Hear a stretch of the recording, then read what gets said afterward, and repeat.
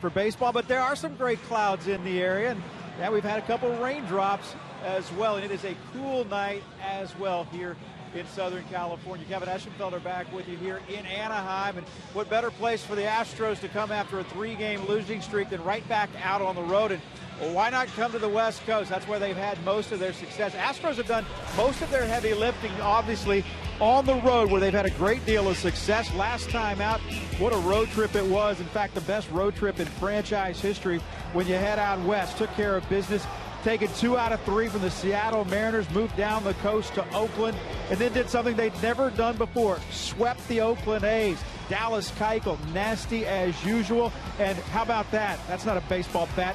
That's a club. Astros with a 3-game sweep of Oakland, and then they went on and did the same in San Diego. And this young team feeling right at home, away from home, on the road. You look at what they've done. 10-2, the best start for this franchise ever after 12 games on the road. But that 8-1 road trip, what they've been able to do, that was the best. 1972, they've been very good. They were very good then. 2008, 99, and 1970, the other numbers. And keep in mind, the balance of this franchise's history, they spent a lot of time on the West Coast, because remember, they spent most of their time in the National League West, so doing a lot of games in San Diego, in San Francisco, and of course Los Angeles against the Dodgers, and they try to keep it going again. What better thing to do than, after a 3-game losing streak, come back right out where you feel comfortable, and that is here in what was earlier sunny Southern California. First pitch is coming up. Let's head up to the booth to Alan Ashby and Jeff Blum, guys. Thanks a lot, Kevin. And you mentioned the great start on the road, 10-2. Surprisingly, just 8-8 at home after losing the last 3 games to the Texas Rangers. But it's an Astros club that hopefully picks up right where they left off on the West Coast with that confidence and able to go out against these Angels. I think, as we've talked about a little bit, it's a big series not only for the Astros but for these Angels. And they have taken the field and set to go on this, what looks to be a perfect evening for a ball game out here on the West Coast. Tonight's Astros starting lineup is brought to you by Southwest Airlines. And for A.J. Hinch, he'll line him up. In the top spot, Jose Altuve. Struggling a bit here in the last few ball games, hitting .339, followed by Luis Valbuena at third base. The DH tonight is Evan Gattis. Middle 3 in right field, Colby Rasmus, as George Springer now is on the DL. Chris Carter's the first baseman, and doing the catching, Jason Castro. In the bottom 3 in the order, Jake Marisnick at center. He has been terrific. In left field, making his major league debut, Preston Tucker. And at shortstop, getting the start tonight, Jonathan Villar. And for the Southwest Hemisphere Los Angeles Angels of Anaheim, it's going to be Hector Santiago, the lefty, going out there this evening. Making his 6th start. You see the record and the numbers. He's going to feature a fastball quite frequently, about 60% of the time. Changeup, curveball, slider, he's got it all. Cutter, throws pretty firm. But keep your eye on Chris Carter, believe it or not, hitting .500 against Hector Santiago with a home run. And Jason Castro, actually, left-on-left action, hitting .500 as well. I wonder if that had anything to do with Preston Tucker making his debut against a left-handed pitcher, which is pretty tough for a rookie to do. Yeah, that's kind of the question of the night for me as well. Preston Tucker recalled to the club now, actually brought up major league debut and getting a chance to have that debut against the left-hander. Tucker, the one thing he certainly brings is the power side of the game. I don't know how much, Blummer, you've had a chance to see his swing, but I mean, it is some kind of power source. No, I think that's why he's going to fit right in here, too, is because of that pop in that lineup. But there was some well-struck baseballs leaving here in BP. Absolutely. So we'll see how Preston Tucker does. You get a glimpse of him sitting on the bench, and it can be a little bit of a daunting feeling to step into the major leagues, the bright lights of the big league stadiums. Jose Altuve set to go. He's 0 for his last 9 as he stands in and takes a strike on the inside edge. Joe West is the home plate umpire. He's the crew chief. Down at first base, Kerwin Danley. Rob Drake at second. And down at third, Gabe Morales.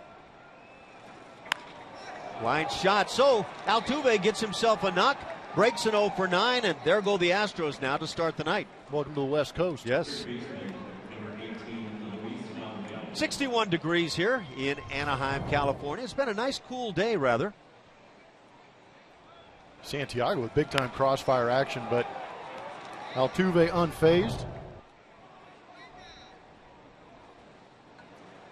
Well, you know he's not going to stay cold very long, and to see him struggle over the last few ball games, quite surprising. He bluffs at first as Valbuena takes all the way and takes the strike. Well, I think it's interesting you say that, too, because this is one of those times you get the chance to maybe see the maturity of this ball club. This clubhouse, for me, is a little bit different than the entire teams that we've seen here with the Houston Astros of late, too. Last year, you see them fold over, big losing streaks, but I think these guys have the maturity and leadership in that clubhouse to maybe make these valleys a little bit less. Maybe you have a little more peaks going on with these wins, keep these winning streaks going. And the Astros lead in the American League West. 5 games in front of these Angels, who have won their last 2 games in spectacular fashion. A couple of walk-off wins here in Anaheim. Last night, their second baseman, Johnny Giovatella, lined one down the right field side for a walk-off hit. Carlos Perez, former Astros farmhand, hit a walk-off home run 2 nights ago. So a lot of excitement for the Angels here in recent games. So if you have any affiliation with the Astros and you're on the West Coast, you're going to do all right.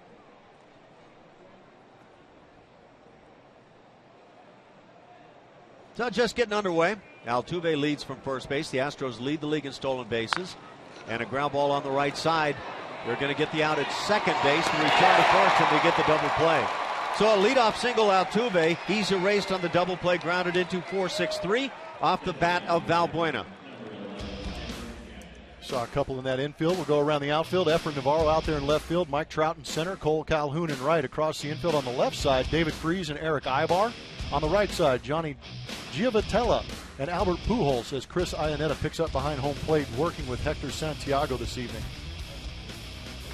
The base is empty. 2 outs for Evan Gattis, the DH this evening. And Evan's been swinging a good bat. Starting to pick up the hits. The batting average now is pushed into the 200s. 6 dingers on the year and 18 ribbies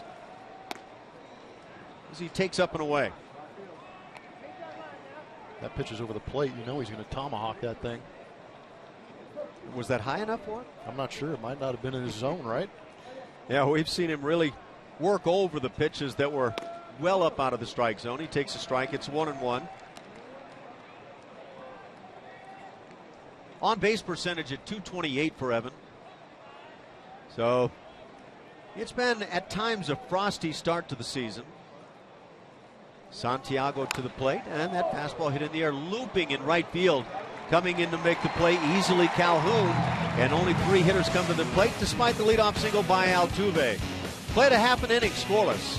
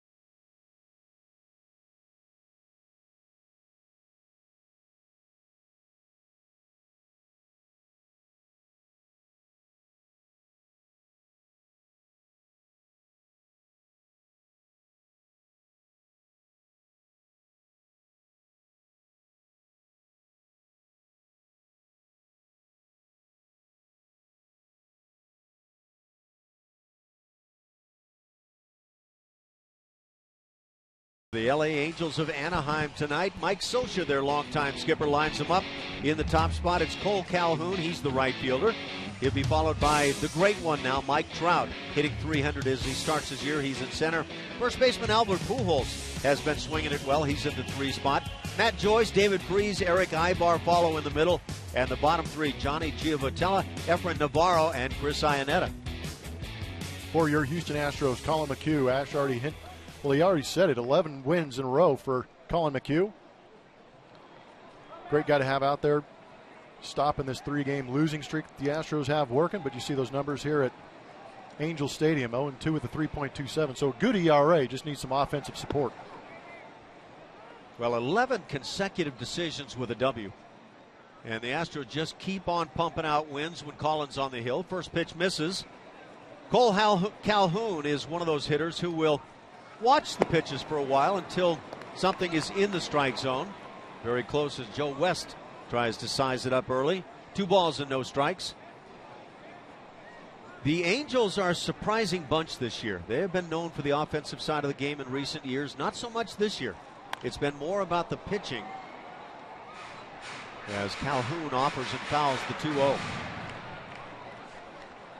While the Astros have been really good in the power game and the running game, the Angels have lacked in those departments. But they've gotten enough out of Mike Trout and even Albert Pujols in recent games to stay afloat. Oh, those guys? Yeah, those no names they've got in the heart of the order. Yeah, those up-and-comers. Well, it's surprising. The Angels are 14th in batting average as a club, 226. Ground ball off the fist, up the middle, shift on. That puts VR in position, and out number 1. Yellowwood and Mike Trout are bringing the lumber as usual. Mike Trout had a 2-run home run in last night's game. Came early in the contest, and the Angels took the lead at that time, but they would eventually need a walk-off hit by their second baseman, Gio Botella. And Mike Trout, 6 bombs on the year already. He is just one phenomenal ball player. Make that 7 already for Trout. That was Bo Jackson-esque. Yes. In that All-Star game they played here in Anaheim years ago. You have to see this ballpark to see where that ball lands. I guess that's grass, or is that AstroTurf out there? I'm not sure what it is. Probably AstroTurf, but way up there. And yeah, but to get it over that hedge, I yes. mean, good grief. Yeah, you're talking, they don't have it marked to that corner in just a bit toward right center field. I'm going to guess 405, 410. As this one's hammered to center field. Bresnik back at the track. Wall leaps and can't make the play. Mike Trout has done it again. His 8th long ball of the year, and the Angels take a quick 1-0 lead. Wow. Curse of the highlight package there. Mike Trout seems to be getting around on some of these elevated pitches that were striking him out last year, but the man has just incredible pop. But to mimic what he did last night, it's basically just a fastball down the middle. You're not going to sneak the cheese by this kid, but heck of an effort by Marisnick to go back there and give it a grab. Actually, a heck of a lot closer than I thought it would be. He's all right, but to the top of the hedge that we were talking about, Ash, yeah. which is just above where that ball hit, 441 feet on the fly, to give you an idea. And that drive went well over that hedge. Yes. Wow. You know, there was a time, and you mentioned Bo Jackson, when Bo was the guy that made everybody just kind of, you know, make that face that you make when you see something you can't believe. Yeah. And yet, Mike Trout is now doing the same things. Yeah, he's something very special. 1-0 Angels. Albert Pujols at the plate has hit in 9 straight. And yet hitting just .240 on his season, so he's starting to get things going. Lines one to right field. Colby Rasmus is in right tonight and makes the play. That's 2 outs here in the Angels' first. Get a look at where that pitch was on Mike Trout. That's pretty much center cut right there. You better have some big league heat on that if you're going to try and beat somebody at this level. But a phenomenal talent in Mike Trout is not going to miss that pitch too often. You just hope he hits it on a line drive to center instead of over the fence in center. The 8 home runs by Trout lead the Angels. Nelson Cruz of Seattle is just unconscious right now with 14 home runs, easily leading the major leagues. As that pitch misses from Colin, 1-0 the count. Matt Joyce at the plate, he's the DH. Hitting just 148. And one of the guys that kind of explains why that batting average for the Angels is so low at this point. That curveball, such a good one from Colin McHugh. So a home run already in this first inning off of Colin McHugh. That last start he had in Seattle, against Seattle in Minute Maid, he gave up 4 home runs in that one. And they were the first 4 home runs he had allowed this season. So now he's allowed 5. And looking at some of the highlights, it looked like some of the breaking balls weren't quite as sharp as Colin McHugh is used to. It seemed to be fluttering out over the plate a little bit. Tough to get away with in Minute Maid Park. Joyce offers down on strikes on a pitch up out of the strike zone. First strikeout for Colin. It's 1-0 Angels after 1.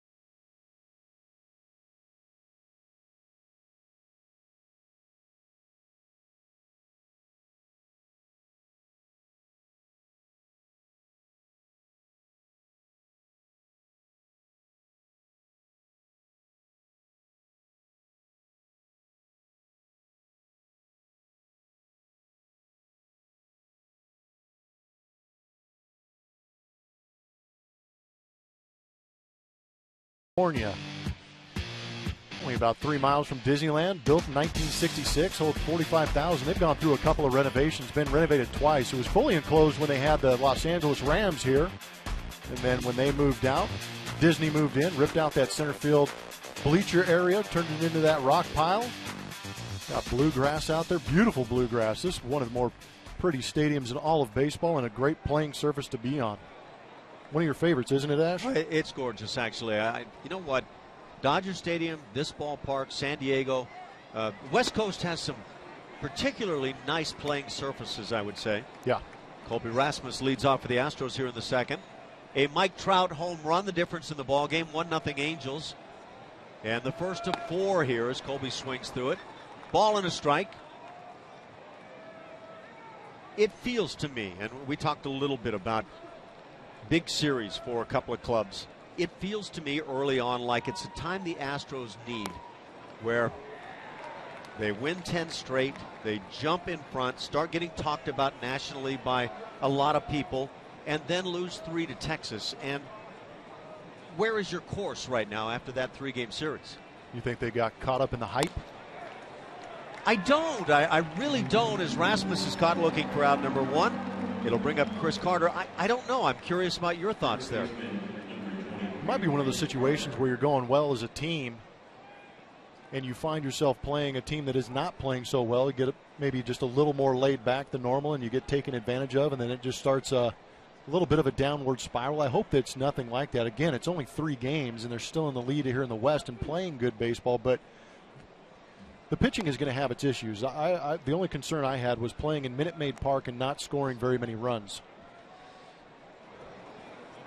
Yeah.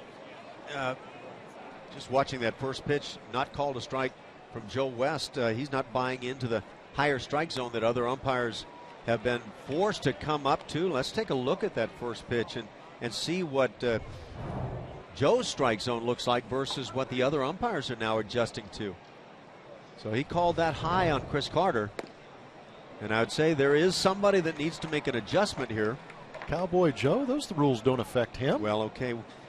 We're going back to the my strike zone kind of a comment, Yeah, huh? it's Cowboy Joe West. 1 and 2 on Chris Carter. And Chris down on strikes. You know, we've got a number of subjects to discuss, but what do you see going on with Chris? How long have we been talking about this? Well, okay, and you're right. I'm not sure. It actually looked like he was letting the ball travel a little bit, maybe a little bit too much, because it did seem like he was tardy. But sometimes that may be due to the fact that he was guessing on that pitch and it didn't break, stayed straight and blew him up. But when you go face guys that you have a certain amount of success against, you figure they'd be pretty comfortable. Jason Castro stands in. Got some left-hand bats in against the lefty tonight. Castro has a 7-game hitting streak. But it's interesting with the Santiago, who crossfires a little bit, that ball's coming into right-handers. You figure that would benefit Chris Carter, who has a tough time with pitches on that outer third and off the plate outside. Look, the Astros have played well, but they are now a bunch that feels like they should be playing well. That's been the public declaration from the club. And with that being the case, they need the heart of the order to supply some offense. Agreed? Yes, and that's where my concern popped up when they were in Minute Maid Park, where those guys, even though the averages may not be pumped up, you want them to see drive the ball out of the ballpark with runners on. Castro grounds out to end the second. We played an inning and a half. 1-0 Angels on top.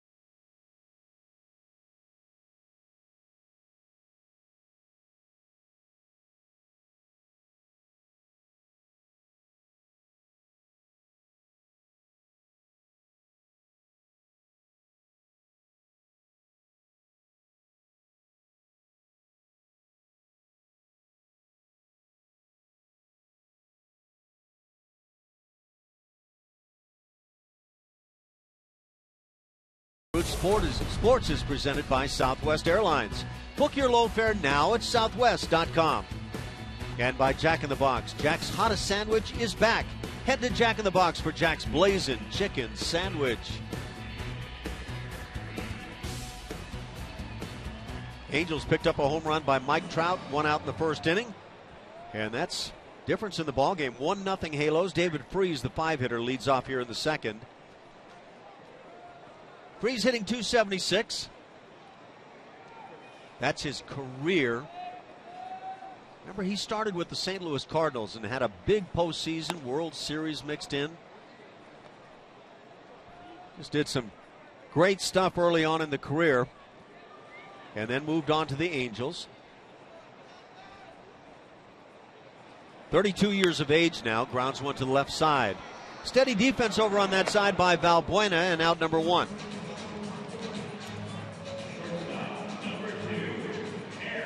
Brings up Eric Ibar. Ibar with a very modest 3-game hitting streak. Colin McHugh yielding that home run to Mike Trout back in the first inning. But that's going to happen to a number of guys.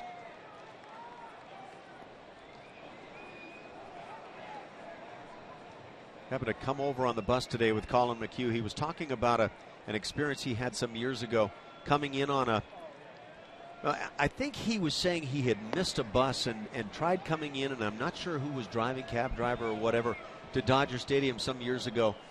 And the cab did not eventually get to the ballpark until about 15 minutes before he was to have gone out to warm up. Oh, and man. He went and did the whole thing as Ibar stands in and fouls one. But what an experience for a young pitcher that must have been. Just panic. Pure panic. You know, he's a very calm guy and an extremely intelligent young man. Colin brings the 1-1. That curveball is up a bit, but called a strike, so maybe Joe West adjusting. Johnny Giavotella, last night's hero for the Angels, waits on deck. He just blinked, lost track of it, called it. I'm with you. I'm with you. Foul ball down the right side. Stays at 1-2 over the last few ball games with a 3-game hitting streak in tow. .417 the batting average for Ibar.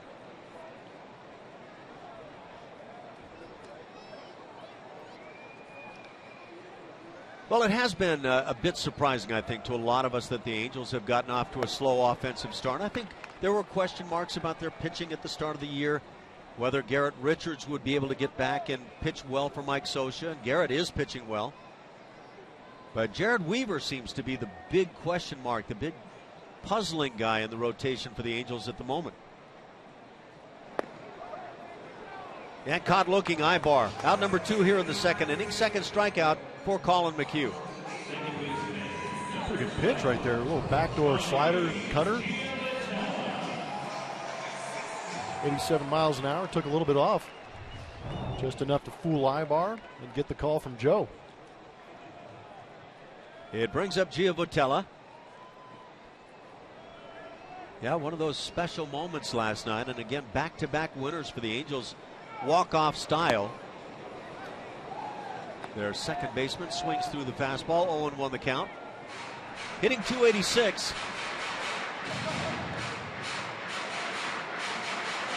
Making a big splash in replacement of Howie Kendrick, who went west into the other Los Angeles. West from Anaheim. That's hard to do, too. And tough, it's accurate, though.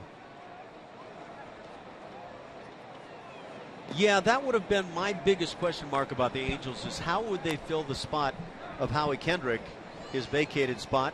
But they've done pretty darn well in that regard. Yeah, I'm surprised, too. I was a huge Howie Kendrick fan. Great ball player, good on defense.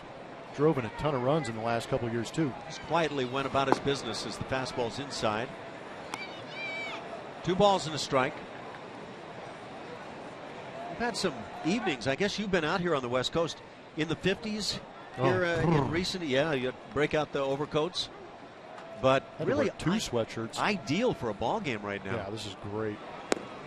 As we sit here under the heaters. You're not supposed to tell anybody that. Yeah. Hopefully Kevin's doing just fine. Well, it's been great. It's been a nice south swell out there too, Ash. Yeah. 5 to 10 feet.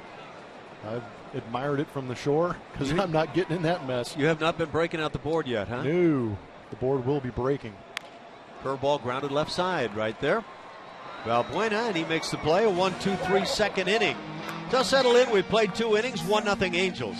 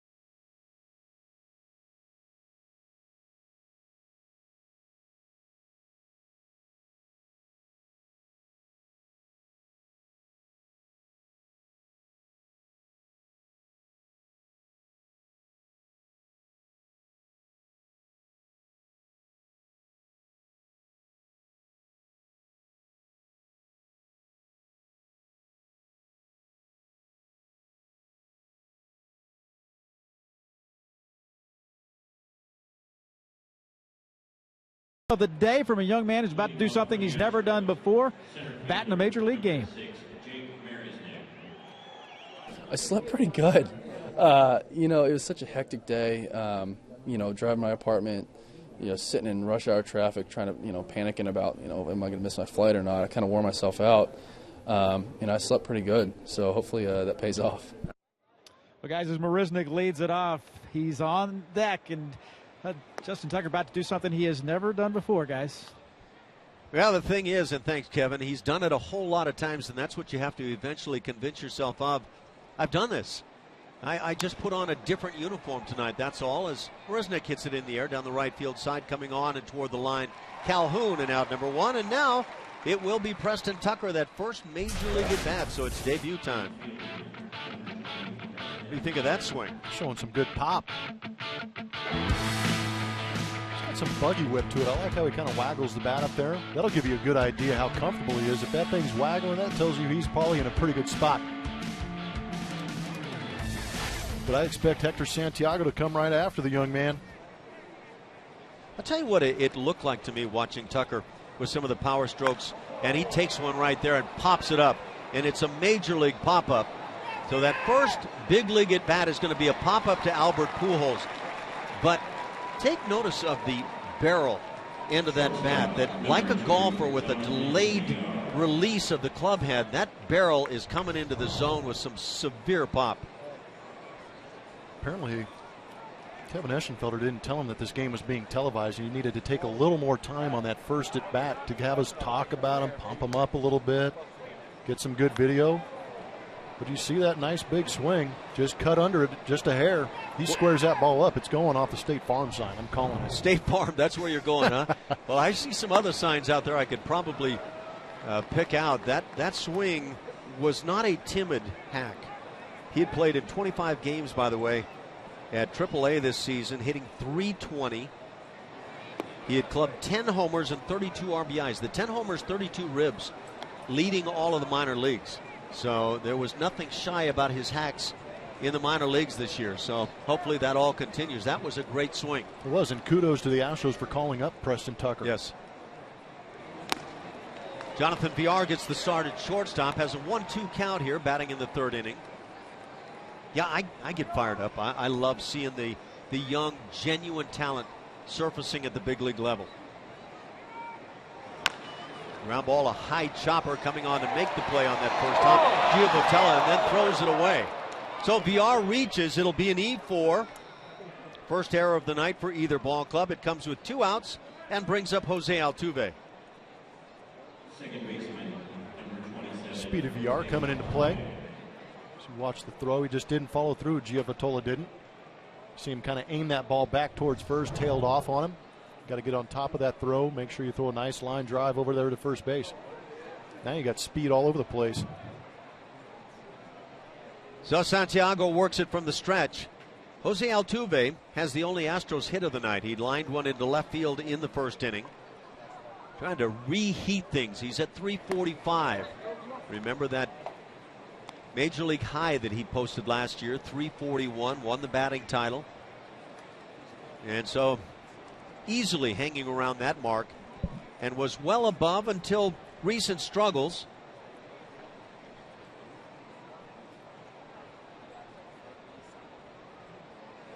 Whoa. What do you got on that? Joe Movement. West is all over. I agree with Joe on this one, actually, a balk. Joe West has called the balk.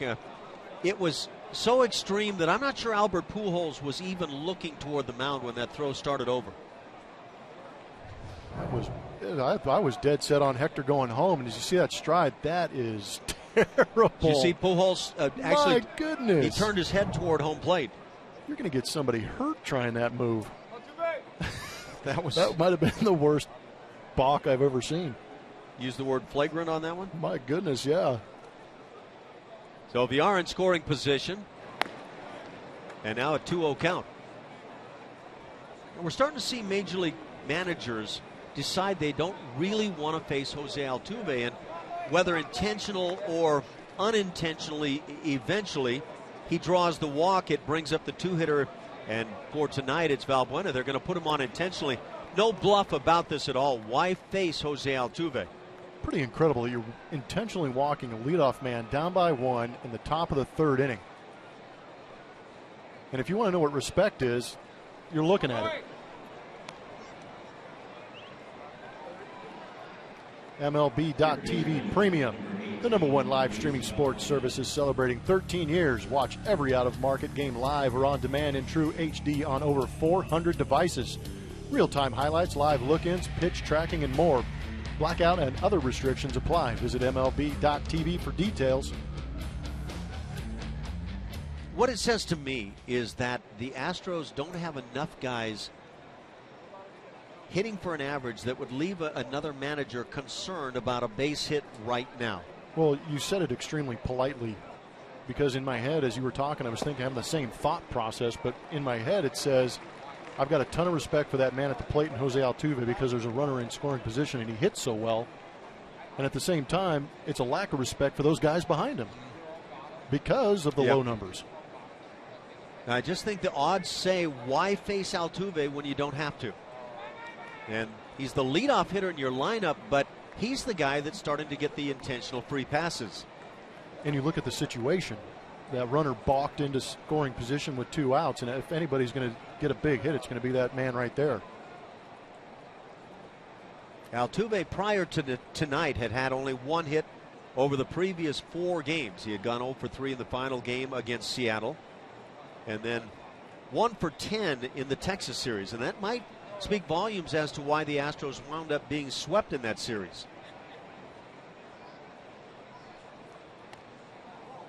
Pitch up and in. Well, there's a lot of times, and you know this, Ash, from scouting reports, there's usually a guy in each lineup that before the game you say, I don't want him to beat me.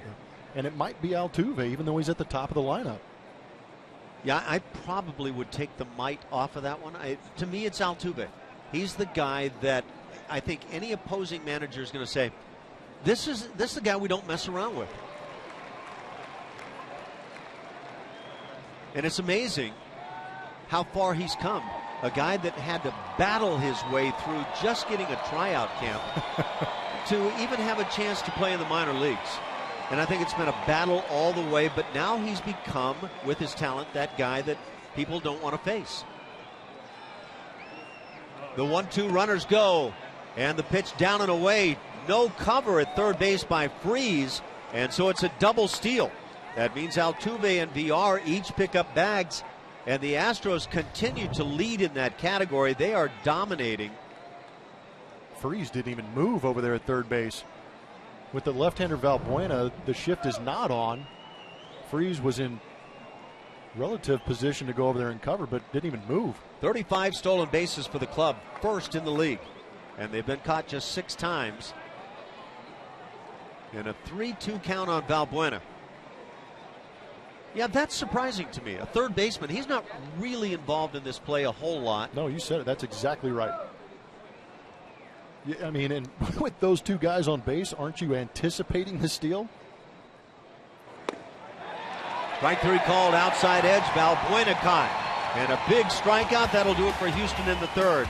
They leave a pair, both in scoring position, as the Angels lead 1-0.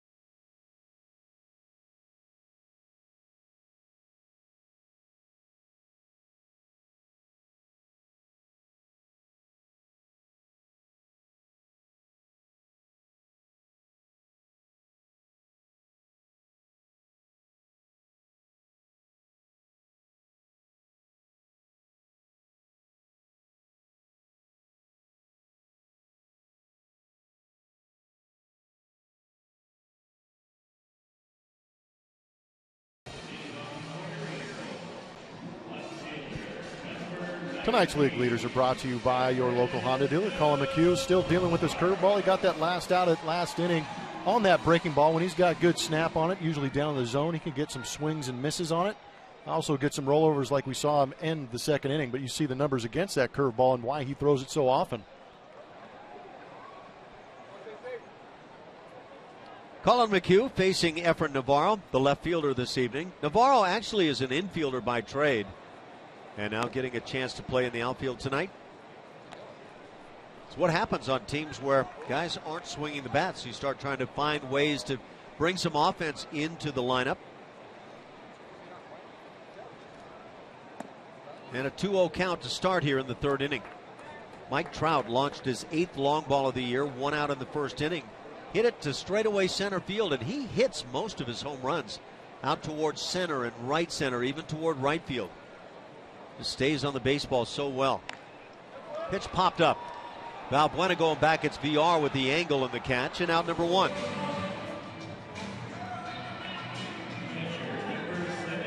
Bring up the 9-hitter, the catcher, Chris Iannetta, another one of those ice-cold hitters for the Angels. Does that qualify for ice cold? Well, I mean, I don't like beating on guys because of their batting averages, but man, 64 at bats and you're hitting .094. You know, usually you're trying to get off the interstate, and in this case, it's trying to get onto that bad boy. He takes a strike. Yeah, that's a slow start, to say the very least. Yeah, that's a 6 for 64. McHugh with the breaking ball, missing under the knees. Colin has picked up a couple of strikeouts, getting Matt Joyce and Eric Ibar. Shift on. Altuve on the third base side of second. Good little slider on the 1-1. There may be no worse feeling in all of baseball than to not be hitting well or around 100 and have to step into that box in front of your home crowd. Again, the slider, the strikeout, third of the night for Colin, and out number 2. Explain that precious feeling for a major league hitter to step up to the box and out on the big boards. It's, you've got some kind of number that you're not too proud of. And boards is the thing. There's electronics all over this place giving every statistic imaginable. And seeing all that, you want to be loose and free as a hitter. You want to have that swing nice and easy when you're up there. But when you go up there carrying an 094 or a sub 200 batting average, it feels like that bat weighs about 370 pounds. It is a load. And trying to get anything going is a monumental task. You cannot believe how heavy that feels on your shoulders. It is miserable. And like you say, especially when you've got family and friends hanging out. Cole Calhoun taking his time getting back in. A 1 ball and no strike count.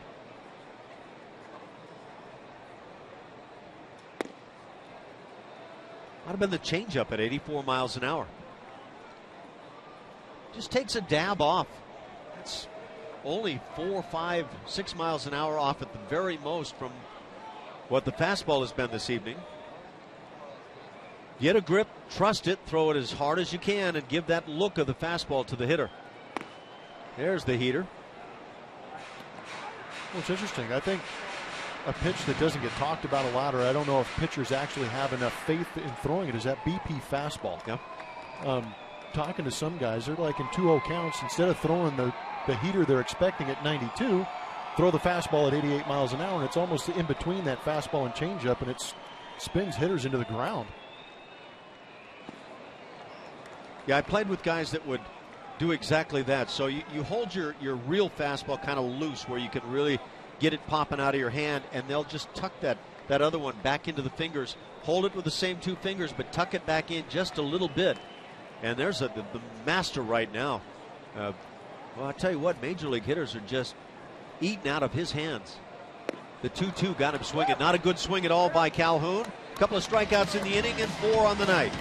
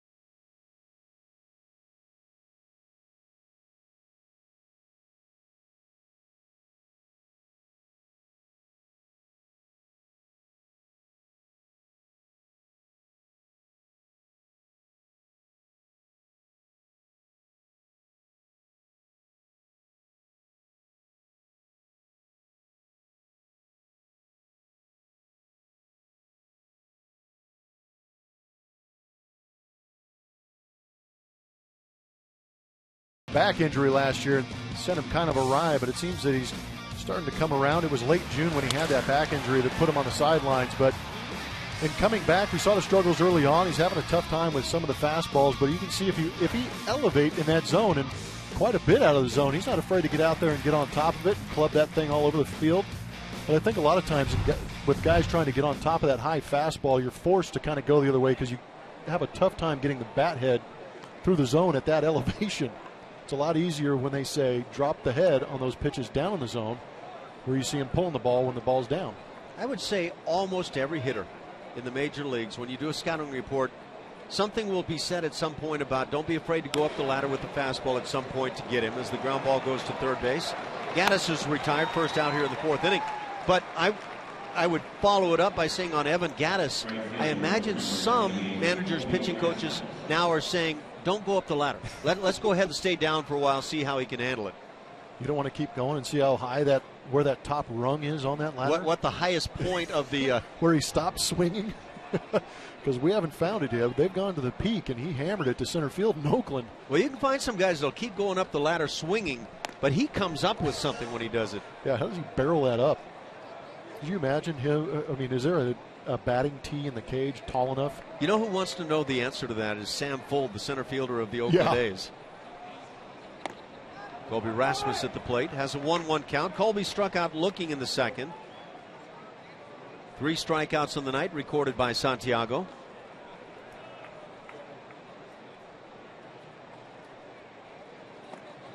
And this will be the only left-hander in the starting rotation that the Angels will throw at the Astros in this series. But it's kind of one of those intriguing nights. You've got the left-handed bats of Valbuena, Rasmus, Castro, Preston Tucker, all in the lineup. And you're trying to set the tone of this 4-game series out west. I don't imagine A.J. Hinch has any panic in him at all. But there's always that feeling of urgency of, it's not a bad time to go ahead and get a win tonight and get things going in the right direction. Little check swing ground out. Rasmus retired, 2 outs quickly in the fourth. I agree with you on A.J. Hinch. I don't think there's much panic in him, but I think there's also a realization within him that they may get to a point early where he says, guys, it's been tough. We got to go out there, focus. We got one of our best pitchers out there in Colin McHugh, and let's go out there and win this ball game and set the tone for this road trip. Instead of waiting and getting to that point where you got to freak out and start yelling at these guys in panic. Chris Carter at the plate. He struck out in the second. It brings up a question for me. Did you play with managers who verbalized those things, or were the good managers you played for the guys who just let it go unsaid and assumed that the guys understood all of that? I played with both, and the managers that were a little more verbal, it depended on the ball club. I think there were ball clubs I've been on where guys didn't react well to being screamed at, but I also played for winning managers who it wasn't a look or it was a phrase, it was just something real subtle where you understood that, okay, we're on the edge of getting ripped right now. We better go out there and win this ball game so that we avoid that and get in the right frame of mind. And then comes the question, what is the right frame of mind? Is it the loosey-goosey style, or is it the Yeah, when you've won 7 in a row, you're loosey-goosey. That's easy. And it's how do you get to that point is what you got to try and figure out. Yeah, that is the magic question. And I think that's more internally than from a leadership standpoint as far as coaching staff. It's got to be those guys in the clubhouse, because eventually when you're out there on the diamond, coaches are going to try and put you in the best position, but you're out there with those 24 other guys in that trench trying to battle through this thing. Yeah, and it all leads to how do you get there? Carter draws a walk on a very close pitch. So a 2-out walk. That's the second walk issued by Santiago. The other intentional, that to Altuve in the 3rd inning. Let's take a peek. Good eye. Down low. Yeah, I've always wondered, as Jason Castro comes to the plate, 7-game hitting streak, how you get to the... I believe that you play best as a group when you play loose and have fun. But you've got to be well prepared up to that first pitch of the night and then let instincts take over. But how you get there is another story. Yeah, I think that word preparation is everything for me. Those guys are prepared. All 25 guys are on the same page, but you got to also have 9 guys in that lineup who want to change things. They want to be the guy that changes things. If you have 9 guys going up there consistently who have the mentality of, I'm going to be the one who breaks this string and starts us hot, I think you're going to be okay. I think a big part of that also is having the type of players on your team, in your lineup, that aren't afraid to take that upon themselves at any given moment. Exactly. Yeah, if you could line up 9 Altuves or 9 Dustin Pedroias, Mike Trout's got it easy because he's got talent coming out of his ears, but you want those guys who are just going to go out there and tough it out for you. Castro backs away. 2 balls and a strike. Yeah, it's an occupation where you hear around you a lot of times the get a dog thing. If you're scared, and people see it, your teammates will see it. If you're scared, get a dog. Well, the implication is toughen up. Let's go. This is where we want you and need you. Another balk. Another balk has been called. So Carter heads on down to second base. Apparently Santiago. And I'm not sure what happened on this one. I was not glancing in the right direction. Mike Scioscia wants to know. I think he was still getting the sign, so he hadn't come to the set, but he was in the motion to come set and hesitated, went back down. Get a look at it. See if you see any flinch, any movement. Yeah, that's clearly a balk. I mean, what are we? Those are two of the two balks tonight, and they've been blatant. Well, you couldn't make that one any worse right there. That goes against everything that you're taught since Little League. So this is apparently the 5th career balk already for Santiago. And the Astros try to take advantage, trailing 1-0. Astros swings through it. It's 2-2. Is that not a lot? Would seem to me. Santiago, I'm not sure how long he's been in the league. I'd have to double check, but 5 career balks. Well, he's 27 years of age, but he hasn't been around that long. He came up with the White Sox in 2011. He's got portions of 5 seasons in the big leagues. But it would seem that for most pitchers, once you get nailed one time, you say, I don't do that again. I don't know what was going through his mind on that start to go to the stretch and then drop it again. Yeah, because if he just steps off, there's your do-over.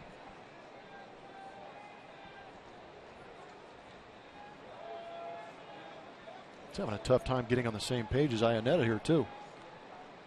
But you've also got a guy at the plate in Jason Castro who has decent numbers left on left. Last year, his numbers were better against left-hand pitching than against the righties. Throw down to second base, pretty close, but Carter gets back in. That's one of those scenarios we used to joke around with guys about this sort of thing. They didn't think you were going. They just didn't think you could get back, is what used to get said to me. That's a good one. I never thought of it that way. That explains why they backpicked on me all the time. Good grief. Yeah, that was Nolan Ryan's line on me at first base when they would throw over time and time again. Nobody thought you were going. They just figured you couldn't get back. 3-2, first base open. Jake Marisnick waits on deck. Castro hits it on the ground sharply, but there's Pujols. He'll feed on to Santiago. That'll do it. The Astros leave a man again. It's 1-0 after 3.5.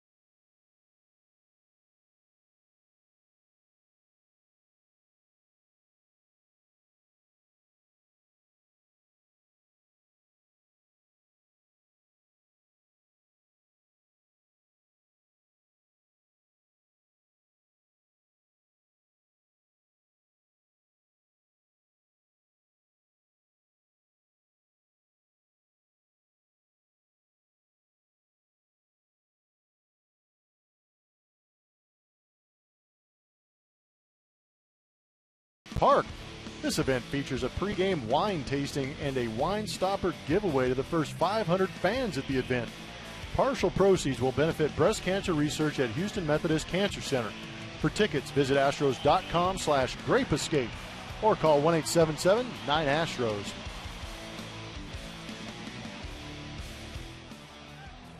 So we go to the bottom of the fourth inning. Mike Trout leads it off. He hit the home run, his 8th on the year, as he batted with 1 out and the bases empty in the first inning.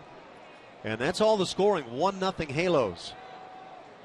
Colin McHugh has been good. He has struck out 4 and starts it with that little cutter of his.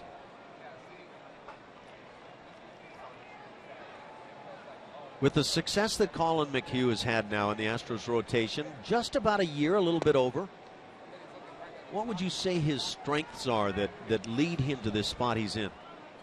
Ability to locate his fastball at any time in the count. Great breaking ball. That cutter/slider, whatever that thing is, has been pretty filthy, and he's been able to spot that too. But I think that's the thing for me, is the ability to command 3 pitches at any time in the at-bat. What do you think of his ability? Well, you say any time, so that qualifies it then. His ability to pitch behind in the count and throw that little cutter and even the curveball at times, or spot the fastball, clearly a source of power for him. Well, it gives you an advantage to keep that hitter off balance. And then he spots the fastball in the 1-2. Mike Trout just had one of those at bats you go back and say, what was I doing? Well, I'm going to give credit to Colin McHugh. He did a good job. You see the first 3 pitches inside, outside, inside, outside. So there was a little bit of a rhythm to that at bat. He just got Mike Trout fooled. Maybe he was waiting for that ball to cut at the last second, just didn't break and froze him.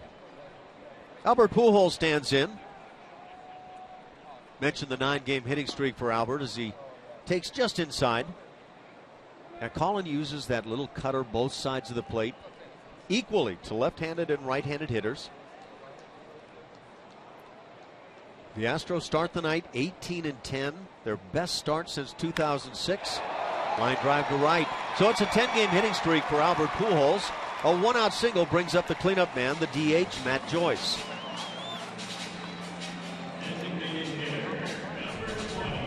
Just some good pro batting from a pro hitter. That's that little cut at 88 miles an hour, but Albert Pujols, he's seen it a couple times.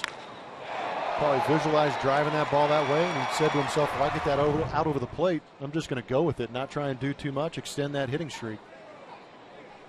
When you look at the Angels, and of course with Albert Pujols at first base, you're not going to expect the running game a whole lot.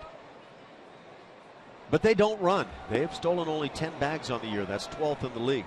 They've been caught 8 times, so you get kind of the drift there. They don't run successfully, therefore they don't run. That's shocking, but what's more shocking is there's somebody with less. Yes, yeah, that's a good point. Being 12th in the league means 3 teams are equal to or less than them. Fly ball shallow in center field. Good jump by Marisnick. Gets there to make the play. And they're going to get a double play as Albert Pujols forgot the number of outs. So Marisnick will make it unassisted. 8 unassisted on the double play. And thank you very much, the Astros say. Colin McHugh gets out of the 4th inning facing just 3.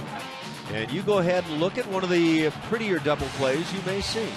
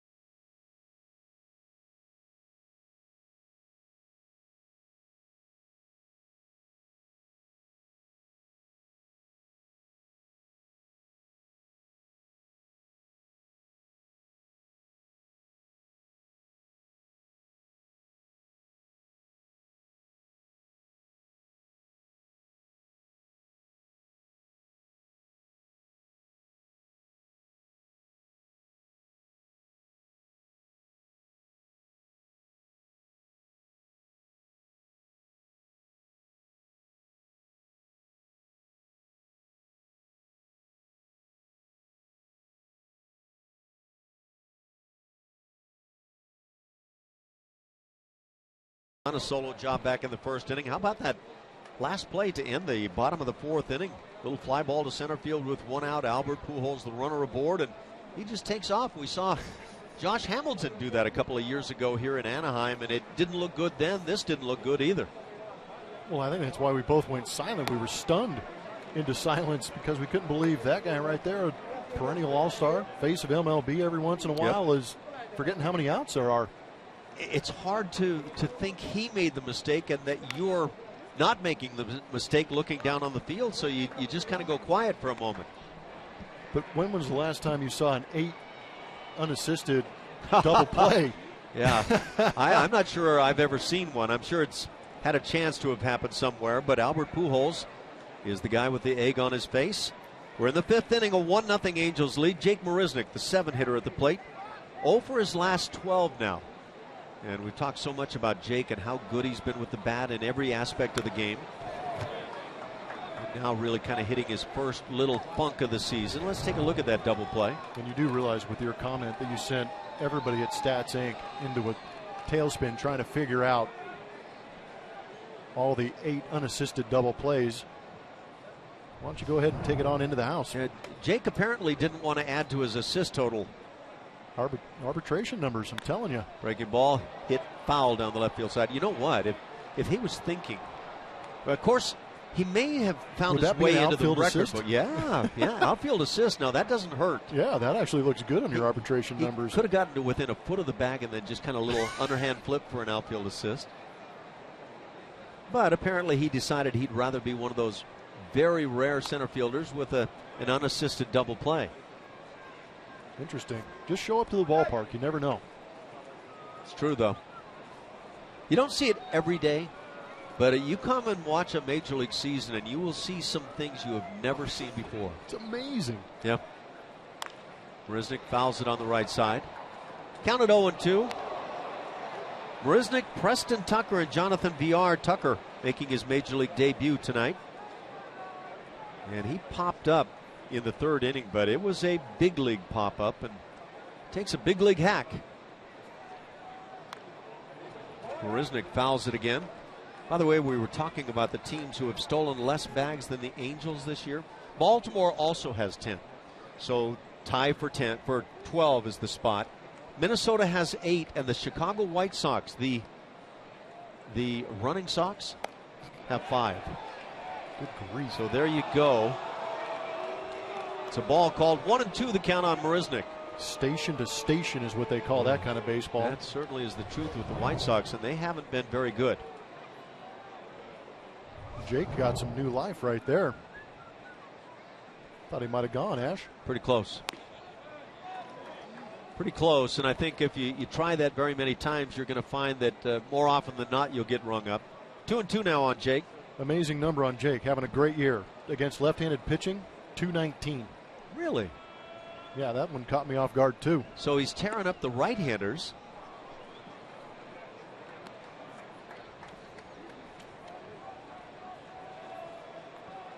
Yeah, and you go try to figure. Not in baseball, can you? Sometimes it can make sense, sometimes not even close. Jake continues to spoil as he fouls it off.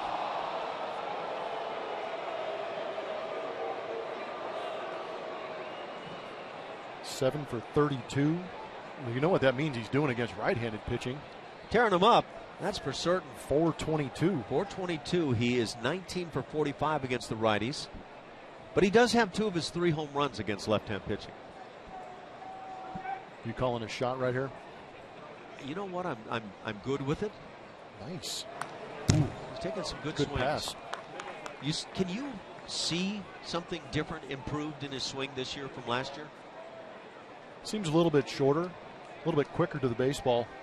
Might have been a little bit of a loop in that swing, a little bit of an uppercut because there was a lot of choppers, a lot of ground balls. Yeah, the rollovers going a lot, yeah. Exactly. 3-2 once again from Santiago. Slider caught the inside corner. Joe West sits him down. That's out number 1 here in the 5th inning. 4th strikeout for Santiago. Might be showtime on this one.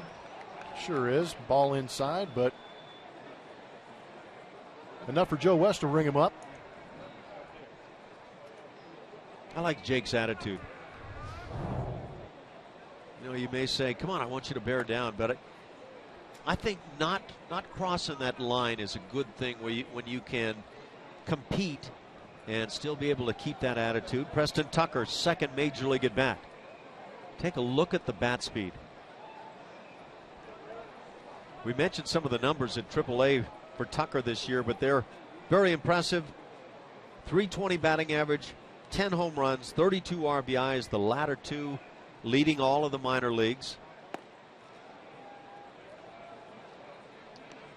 There's a young outfielder that came up with the Toronto Blue Jays 6-7 years ago, Travis Snyder, who physically looked a lot like what I see with Preston Tucker right now. Very powerful outfielder. Pretty good call, Ash. I don't know if you've seen much of Travis Snyder, but physically looked very similar. And I thought at one time that Travis Snyder was going to be the real deal. Takes outside, draws the walk, so he reaches base in the big leagues now for the first time. One out walk brings up Jonathan VR. There's Dad Mike.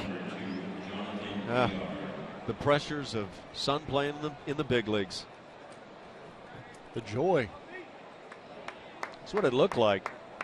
How about Hector Santiago not going to the fastball in 3-1 count with Preston Tucker? You think he's got a reputation already in the big leagues? You know, I'll bet the clubhouse report indicated that the young man has some pretty good pop. Wow. That's what Dad was saying up there. Come on, throw my son a fastball 3-1. Let him swing it. I'd have probably been saying, look at my son able to lay off the breaking ball. That is something my dad never said. Swing it, will you? Yeah. Yeah, VR. There he is chasing another curveball in the dirt. Way to go, Jeff. Yeah, that was my family story, that's for certain. 1-0 the count on VR. VR reached on an E4 in the third inning. Picked up a stolen base, part of a double steal scenario. He and Altuve stealing second and third. The Astros with 35 stolen bases. You know, and it's funny, we were talking about the Angels and the fact that they're not running these days. They're just not a running ball club.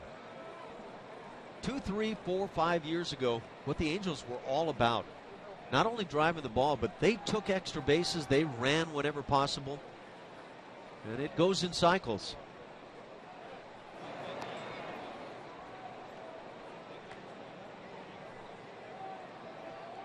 Wonder what the word is on Preston Tucker in terms of his speed now that the Angels might have.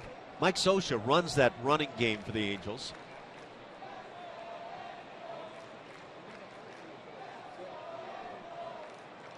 Santiago, already a couple of balks on the night, has his fastball fouled back. 1 ball and 2 strikes. VR hitting just 179. The Astros have 2 hitters in the starting lineup hitting in the 100s. Chris Carter at 151 presently. Luis Valbuena is hitting just at 200. Evan Gattis at 202. So it's hard to mount a consistent attack when you've got numbers like that. And yet the Astros leading in the West. Off the end of the bat, fly ball center field. Good jump by Trout. He's there to make the catch. Preston Tucker alertly back to the bag. That's 2 down here in the 5th inning. Second baseman, number 27, Jose Altuve has reached twice tonight. He has singled and walked. That walk intentional in the 3rd.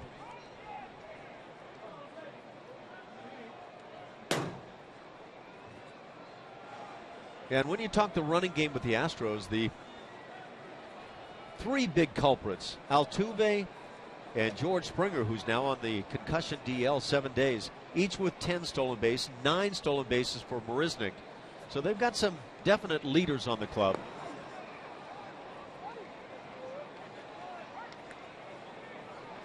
With Jed Lowry out, you add Jonathan VR to that mix if he can get on the base on a regular basis. Jonathan VR has continued to have the issues on the defensive side of the game. It hurts. It prevents him at times from being able to crack the lineup. Ground ball slowly hit. They'll get the force at second. That'll do it. 6-4 erasing Tucker. The Astros down in the 5th inning. We played half a ball game, 1-0 Angels.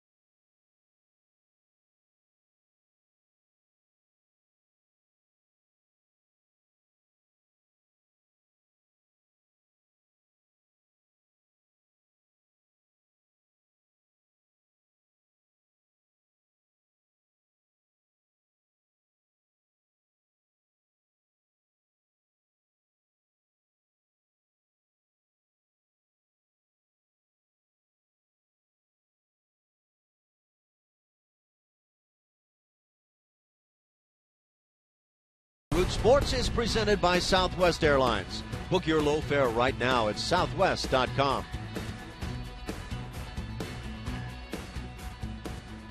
Been a quiet offensive evening here on the West Coast. First to 4 with the Angels. David Freese, the 5-hitter for the Halo, stands in 0 for 1 on his night. There have been only 2 Angels hits. One of those a home run by Mike Trout. There have been, well, less than that for the Astros. 1 hit on the night, a leadoff single in the first inning by Altuve. He was promptly doubled up on a ground ball hit by Valbuena, and that's been it. The Astros have had a few other base runners, an error and a couple of walks. But other than that, the bats have been absolutely silent this evening. McHugh has the little cutter fouled off on the right side.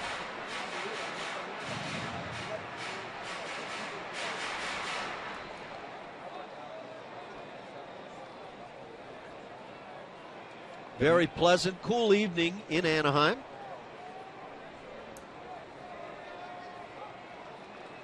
As McHugh gets his sign, works the inside edge, it's fouled off. You've seen anything contributing to that colder offense? Good pitching that they faced against Seattle? Well, you know, in the Seattle series, the Astros took all 4 ball games and continued to play well, the kind of baseball that wins ball games. Line shot, base hit. David Freese leads off the 5th inning. Hit number 3 for the Angels. It brings up Eric Ibar. So it wasn't that series. That series really left you feeling like this club was going to find ways to So they win. were just getting timely hitting? Because I know they're not tearing the cover off the ball, but they were still getting the timely hits. Yeah, it wasn't exactly San Diego where it was just ringing hits all over the place. That was ridiculous. Yeah. But it was the kind of series that left you thinking, well, this club is finding a way to win. As you see David Freese again.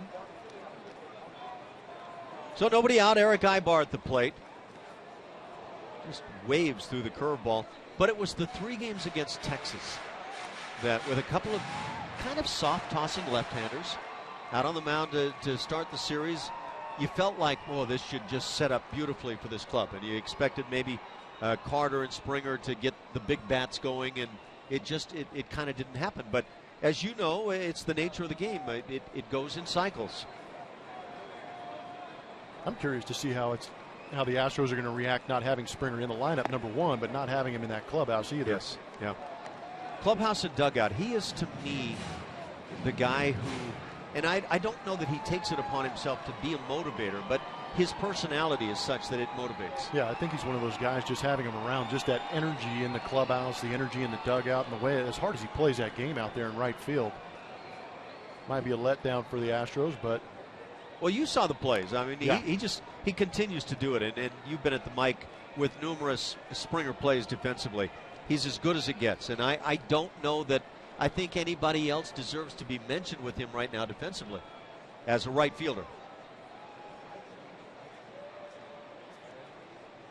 really can't argue that. Now, you can think through it, and there are some great right fielders. There's no question.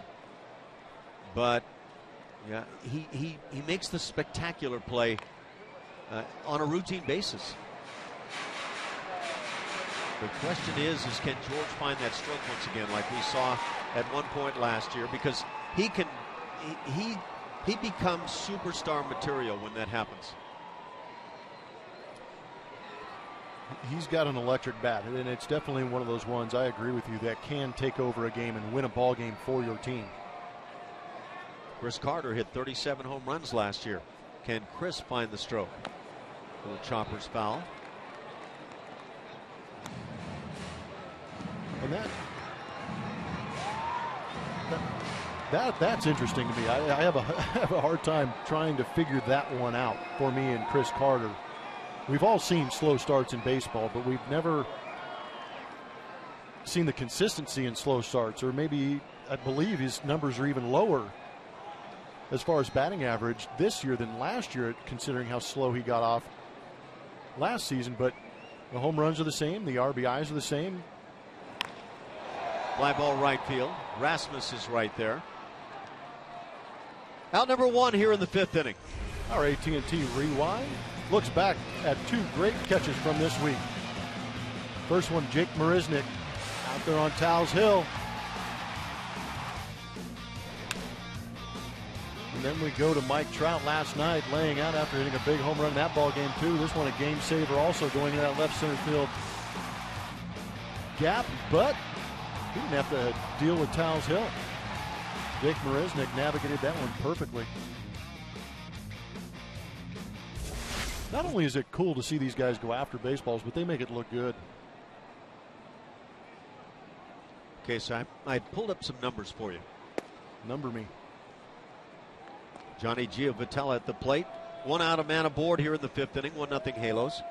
Chris Carter a year ago hit 37 home runs, so he must have had a pretty well-balanced season. Or did he? We know. April, March, he hit 153. He had 3 home runs. So what are we looking at this year? Is he... So do you just stay with the course and he snaps out? Here's the deal. In August, he hit 12 home runs. Now, he dispersed home runs throughout the course of the year, no question. Hit 8 in July, but he had 12 home runs in August. Man. Can you count on another August for Chris Carter? That's what everybody's waiting to find out.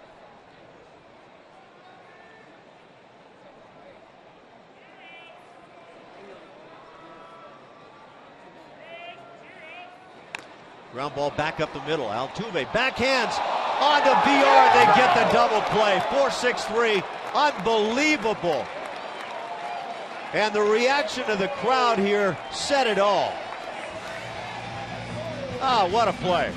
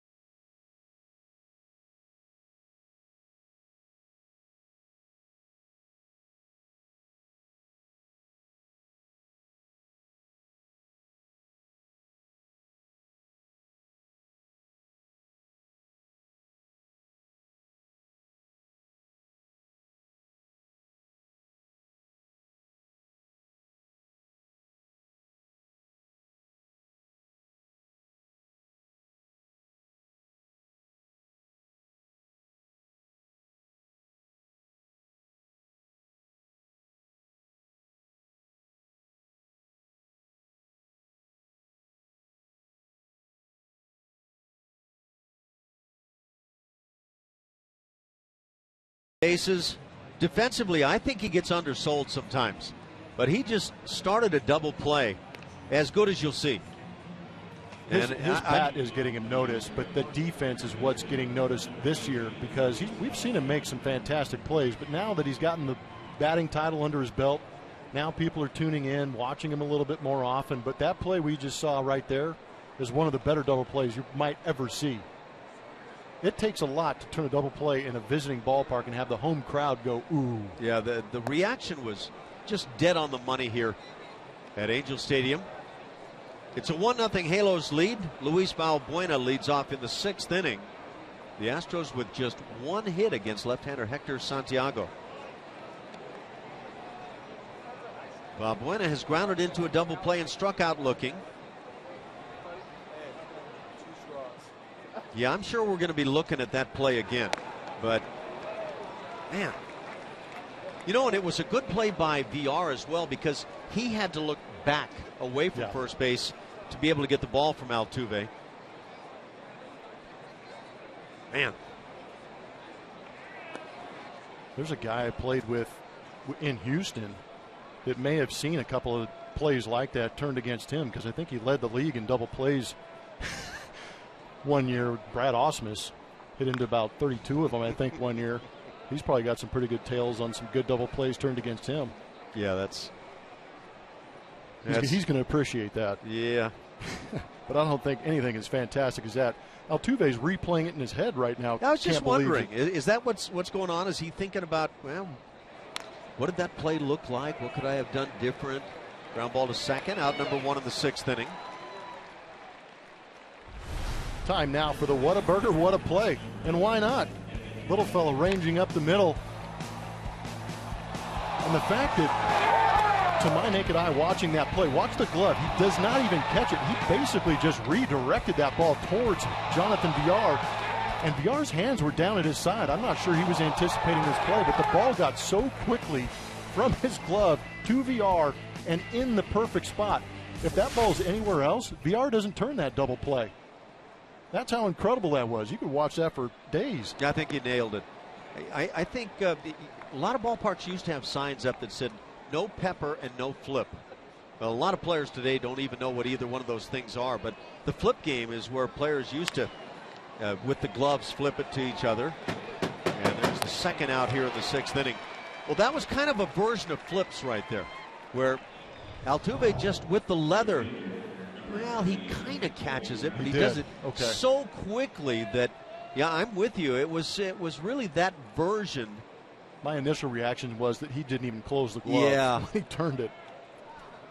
I'm sure you played with those guys that could just master the art of having the ball hit the leather and go another direction. He is going into left field.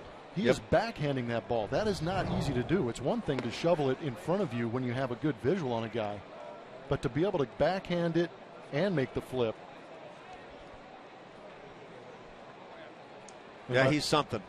By the way, I was corrected on the Brad Osmus call. By Brad? Yes. As luck would have it. It was an NL record, and it was 30. Double plays and one hit into in 1 year. Is Brad listening in? I believe so.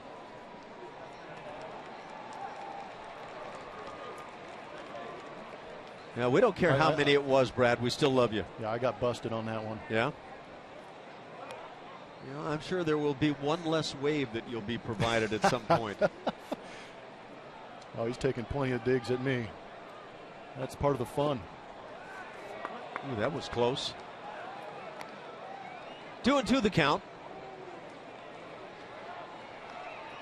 Well, he simply was one of the best catchers I have ever watched through the years.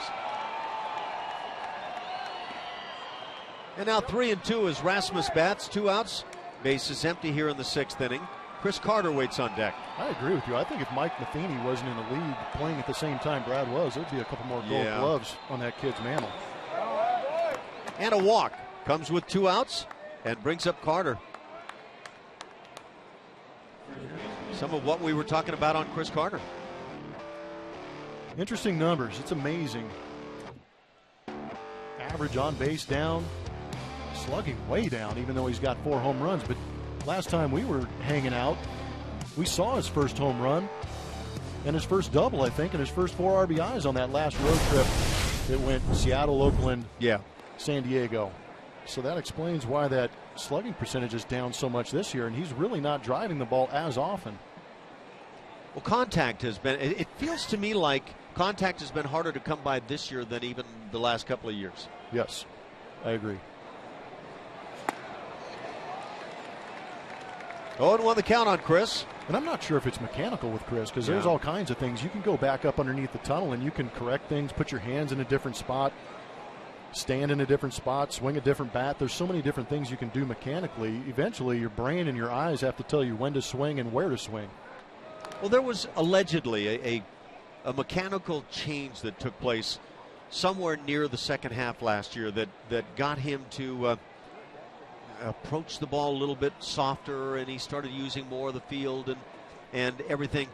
And I wonder why that seems so elusive at this point this year. Now, look, with that question coming out, we've all struggled. We know how difficult it is at the plate. You and I both, and it's not an easy game.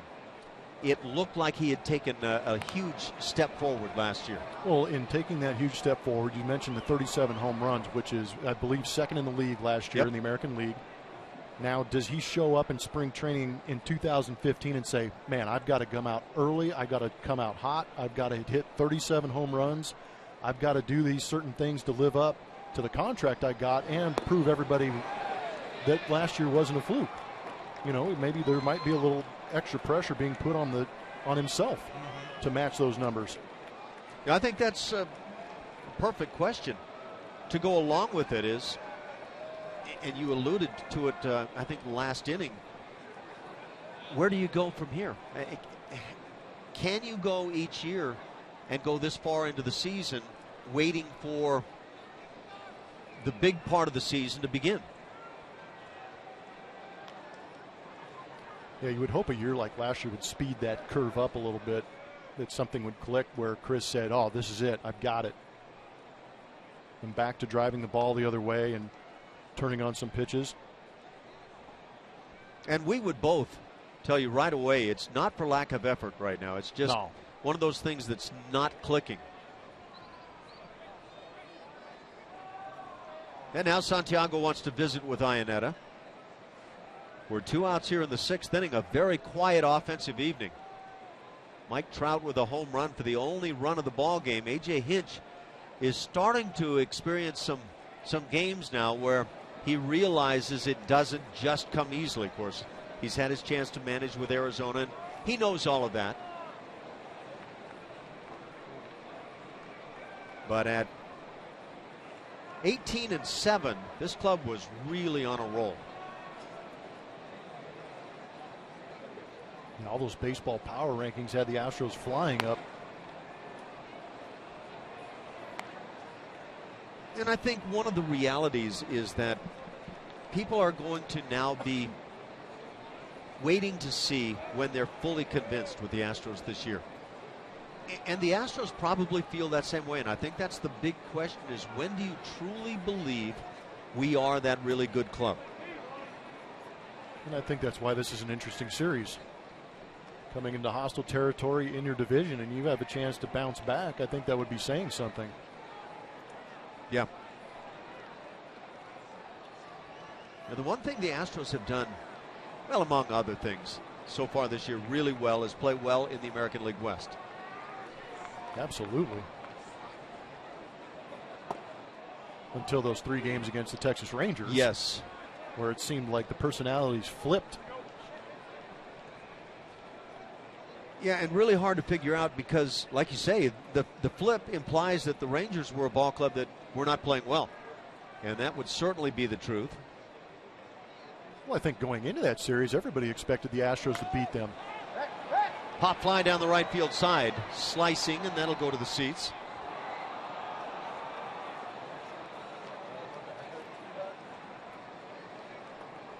Well, so with all this talk, where do the Astros stand? They're 5 games in front in the American League West, in front of these Angels, 6 in front of Texas.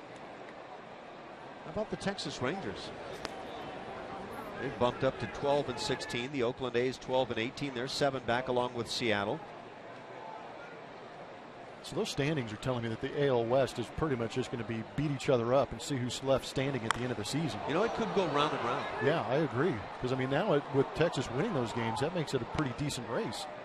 I think starting the season, more people than not would have said favorite team in the West, Seattle Mariners. Yes. They're on the bottom.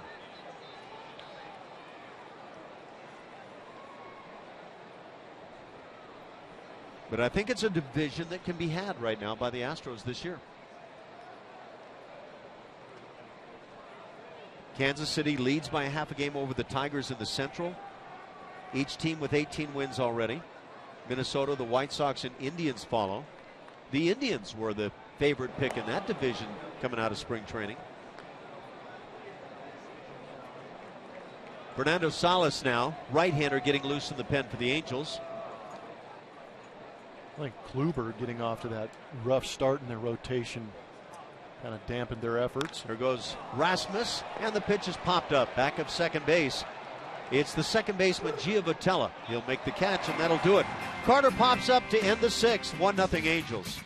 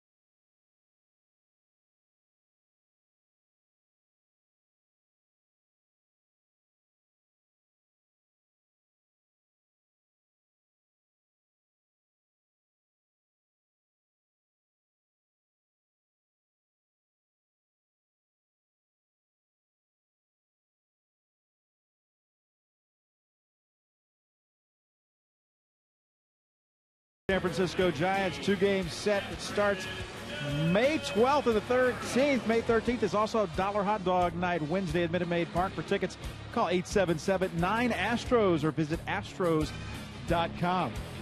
Guys, I had some time to spend talked with Jason Castro before tonight's game, and I asked him about Colin McHugh and exactly what the difference was before he came to the Astros and not really having much success at all. And it was an interesting point out. You know, he said, I didn't see him really then, but he knew that when he caught him in Kissimmee last spring training, even though he didn't make the club, he knew that he had good stuff, a lot of depth on his breaking ball, and was a very smart pitcher. And then when he made that spot start last year, he had a pretty good idea that Colin McHugh was here to stay, and he has been, guys. Thanks, Kevin. And that's a shrewd assessment quickly by Jason Castro. Sometimes you can catch a guy on the side and think, this guy looks pretty good. But you don't know if it's just kind of that day on the side. You don't know what it looks like in a ball game. But that's been the thing about Colin McHugh is I'm not sure what he looks like on the side, but he gets out in a ball game and he competes extremely well. Well, even that game we saw him, his Astros debut where he struck out 12, we were like, wow, that's electric stuff. But still, it took some starts before we were buying in and going, wow, this guy's got a real chance. And now here he is sitting on an 11-game winning streak. High heater. Down on strikes, Efrain Navarro as he leads off the sixth inning. 6 strikeouts now for Colin.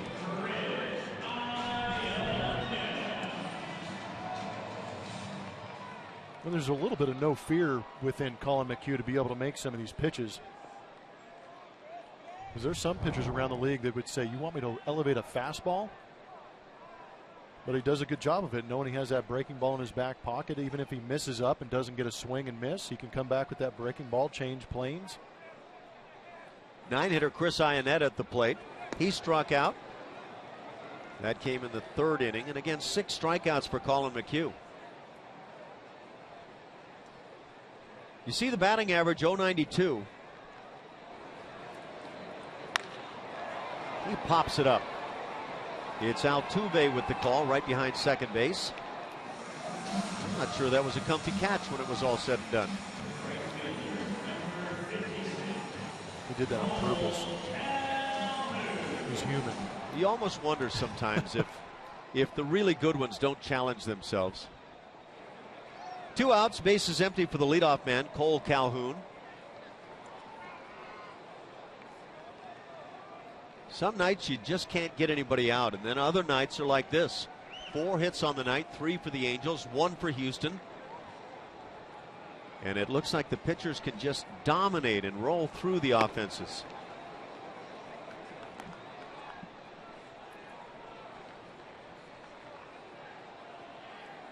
Calhoun's a dangerous hitter, hitting .295, does have 3 homers.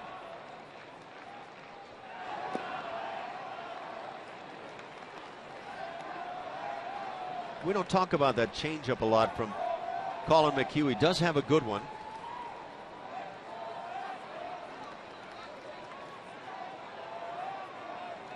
Colin's ERA as he stands on the hill at .313, so he's been really good this year. And again, he's won 11 consecutive decisions. On that 2-0, comes right on the hands.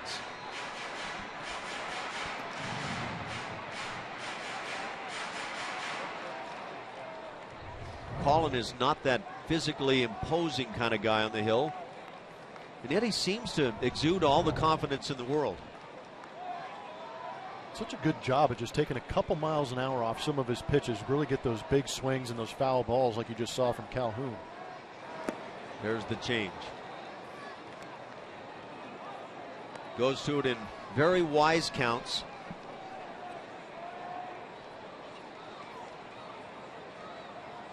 And a big part of that is Jason Castro as well.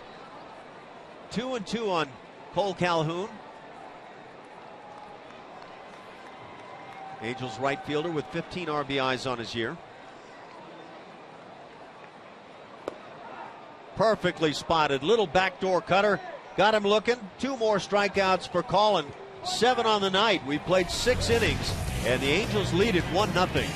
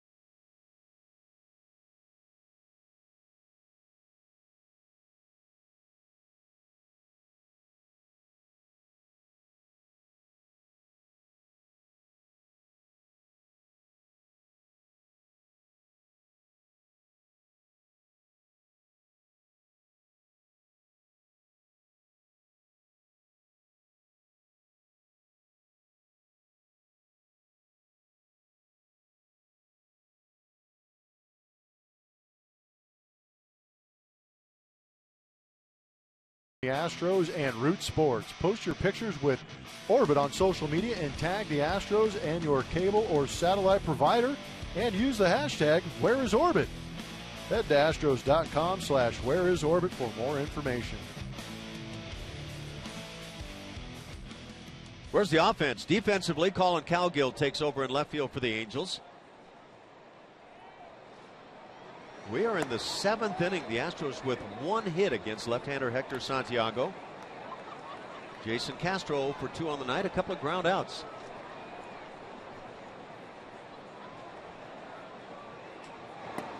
So I'll turn to Jeff Blum. He seems to have the answer as I glance at it. No, I was looking at, well, I'm not going to talk about it. You're talking about it.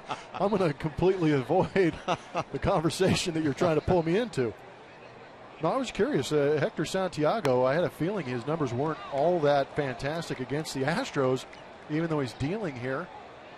He's got himself 104 pitches, 105 pitches, given up 1 hit. But last year in 3 appearances, 2 of them starts, he went 0-1 with an 8.0 ERA.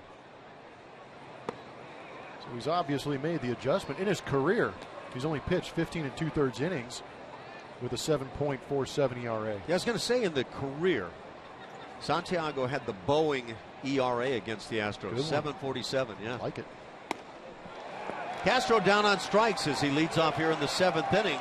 That's 5 strikeouts now. And Mike Scioscia coming out to the mound. That's going to do it for Santiago as Scioscia points to the bullpen. They will bring on the right-hander.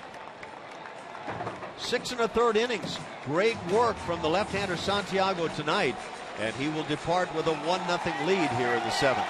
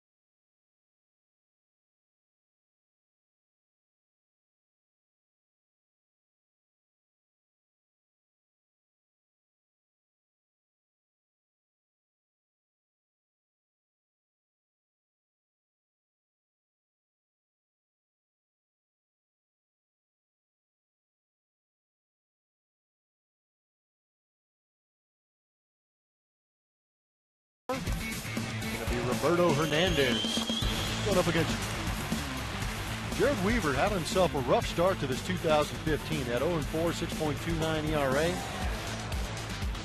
Elevating all of his pitches. Some are talking about the loss in velocity leading to some of these balls flying out of the ballpark and that earned run average going up. So it should be an interesting matchup between 2 pitchers looking to get that win in this series. On the mound, soon to be 30-year-old Fernando Salas. Hails out of Sonora, Mexico.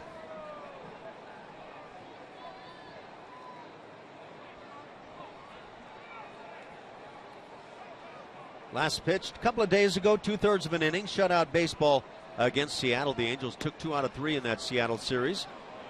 As his first pitch just misses on Jake Marisnick, who's now with the 0 for 2 night, 0 for his last 13. Batting average at .333 for Jake. Tells you how good the start has been. 1 ball and 1 strike.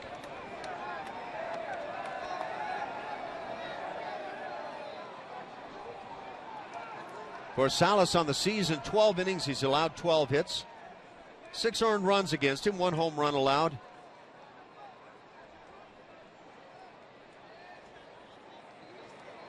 Gives up a lot more balls in the air than on the ground.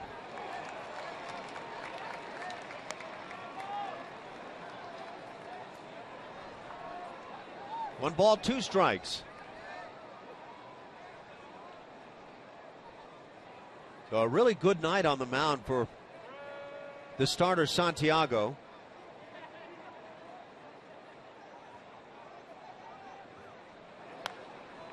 And again, the high heater is fouled back. And Colin McHugh has been really good tonight, but for that first inning, a home run with 1 out by Mike Trout.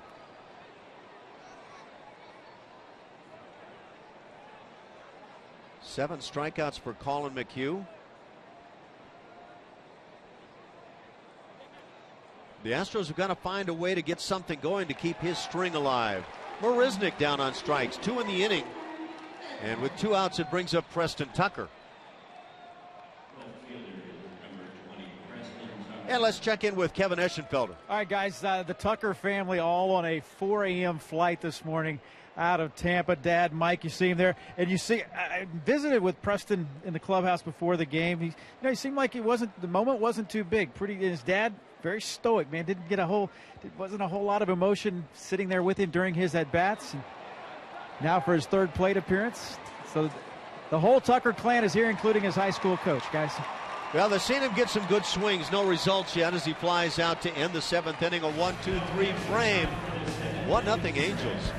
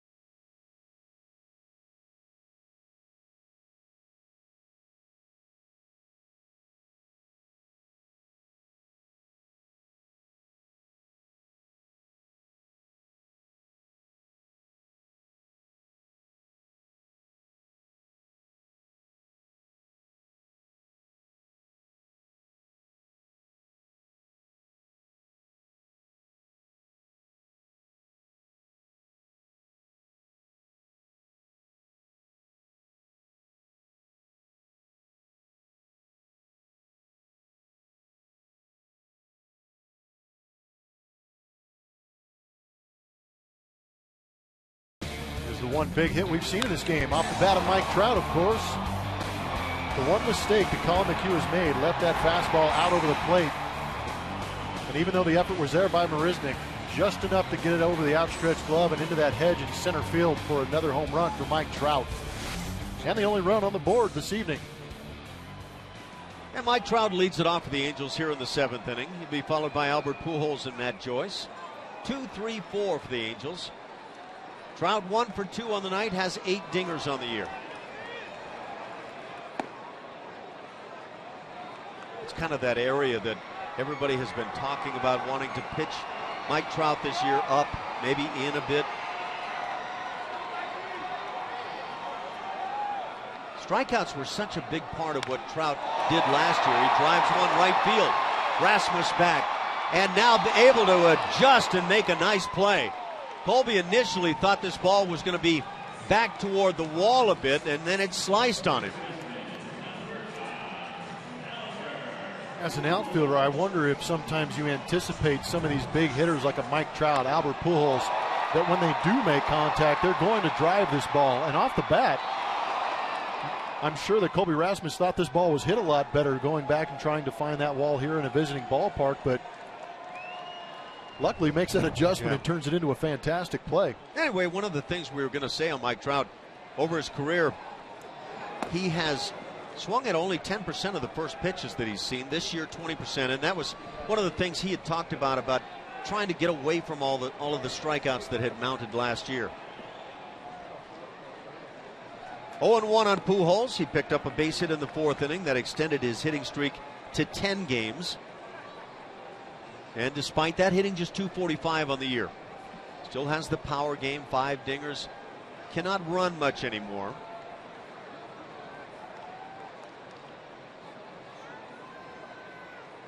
Angels have another right-hander loosening in the pen. Hot shot to third. Valbuena with the 360. Throws in the dirt, but dug out by Chris Carter. Nice play by Carter.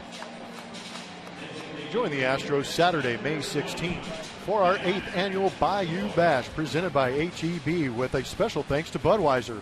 The bash is open from 3 p.m. to 6 p.m. on the Crawford Street Plaza and features a live musical performance by Low Cash, tons of crawfish, cold beer, and activities for all ages. For more information and to purchase tickets, visit astros.com/Bayou Bash or call 1-877-9-ASTROS. You got a lot going on there. My goodness. You got anything else you want to throw in? No, I'm going to take a breath here real quick if you don't mind. That right-hander, Joe Smith, warming in the pen for the Angels. Cleanup man Matt Joyce at the plate is struck out and then flied into a double play. He will be blamed for the double play on his stats forever, but it was really Albert Pujols, the base runner at first base, who just took off on a 1-out fly ball. Jake Marisnick caught it and ran it all the way into first base for the unassisted double play.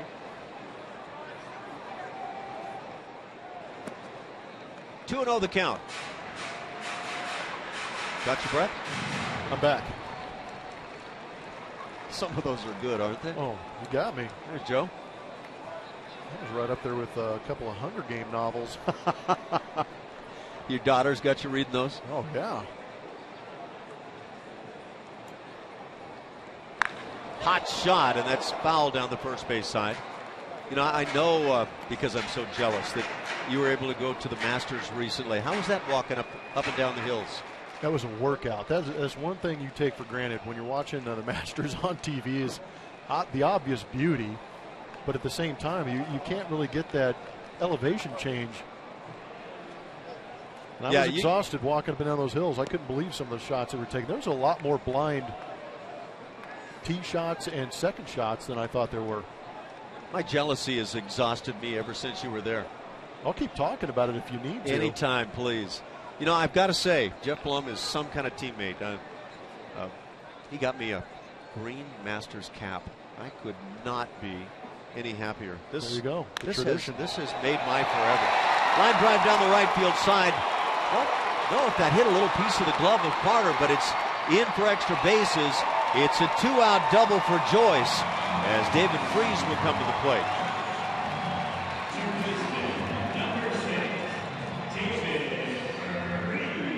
That ball tipped the glove of Carter? I'm not sure. I want to watch the replay and see that, but it was a pretty good swing by Joyce. Carter elevated. You may have been right. It looked like it did maybe hit off the tip of that glove, and that's the first time an Angels base runner has gotten past first base since that home run in the first inning from Mike Trout. So Colin McHugh works with a man at second base. Freese at the plate, 1 for 2 on his night. And hitting just .215. A couple of clubs that are struggling on the offensive side. The Angels more so than the Astros. As McHugh misses.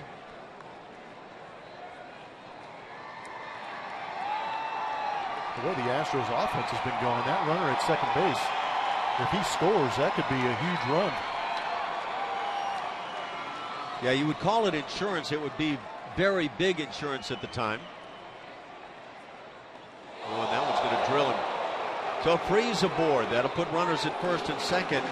Hit batter Eric Ibar comes to the plate.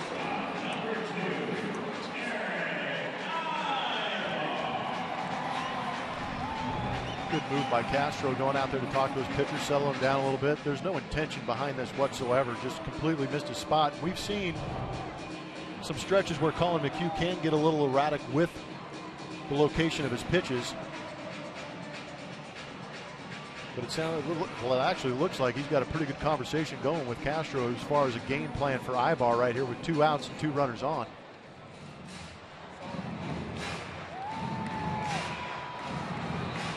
So Ibar will stand in. He is struck out looking and flied out.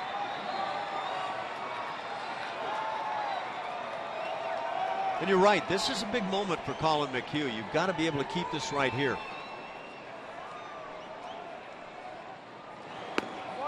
And a strike is delivered. Ibar had a couple of hits in 4 at-bats yesterday against Seattle. In fact, in that 3-game series with Seattle, went 5 for 12. So he's been swinging the bat very well.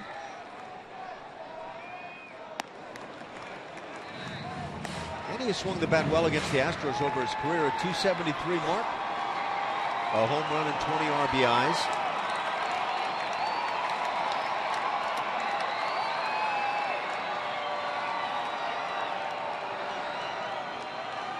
Rather smallish crowd this evening in Anaheim. Generally, you anticipate this ballpark being fairly close to packed. And now 2-1. Thursday night, there's a lot of spelling tests tomorrow. End of the week. Those come on Fridays, huh? In my household, they do. See. Those kids better have studied up and be in bed by now. How's the water rationing these days? I just got a letter the other day about that. Breaking ball has Ibar pulled. It's 2-2. And out here in California where the water is, we could really use a Texas-sized rainstorm out here. That might take away maybe a couple weeks, help us out a little bit. Good breaking ball from McHugh. But so if your house number ends in an odd number, you get to water your house on Tuesday, Thursday, Saturday. If you're an even number, you get Monday, Wednesday, Friday. Ground ball right side. Collins going to get out of it. Altuve with the play, and that'll do it. Good breaking ball to get the ground out. No runs on a hit, and they leave a pair. 1-0 Angels, 2-7.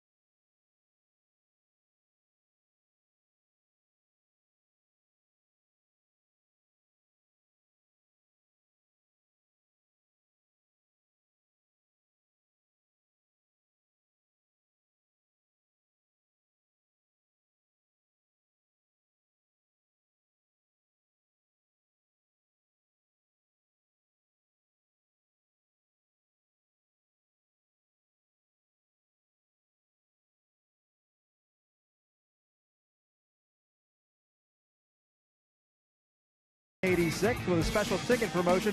Offers limited lower level and 200 level seats for $19. You got it, 86 cents. It's Monday through Thursday games in the month of May. For more information, visit astros.com/tickets, or you can call 1-877-9-ASTROS. That was September 25th, 1986. I was there. Mike Scott's no-hitter. 1-0. The score is the Angels lead. We go back to Alan Ashby, guys. Yeah, and I was there too. And I know you were. I know you were. I had one of the best seats in the house. I had to purchase early, but it was good to be there. I don't know how much you enjoyed it, but I don't know that I've had a better day. I still have the scorecard. Now, you don't have a scorecard. Wow. I No, know I that. don't. You were a little busy during the game to keep score. I got dirty and required a shower at the end of the day, but yeah, that was pretty amazing to be able to clinch and have your bud throw a no-hitter on that particular day. Really remarkable.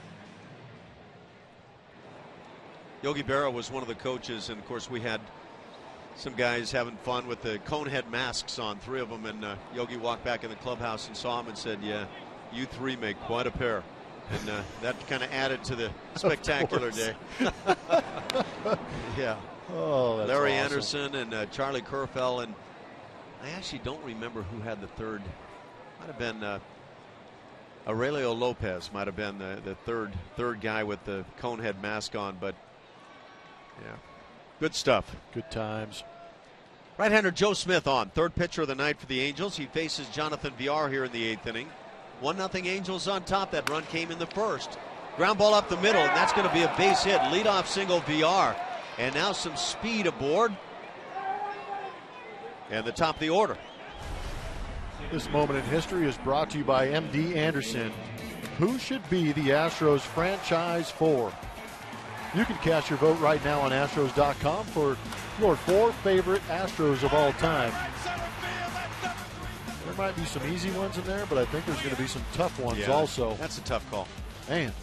And it really is a tough call. And, you know, those first 3 guys on that left-hand column, and maybe all 4, maybe, where do you stop?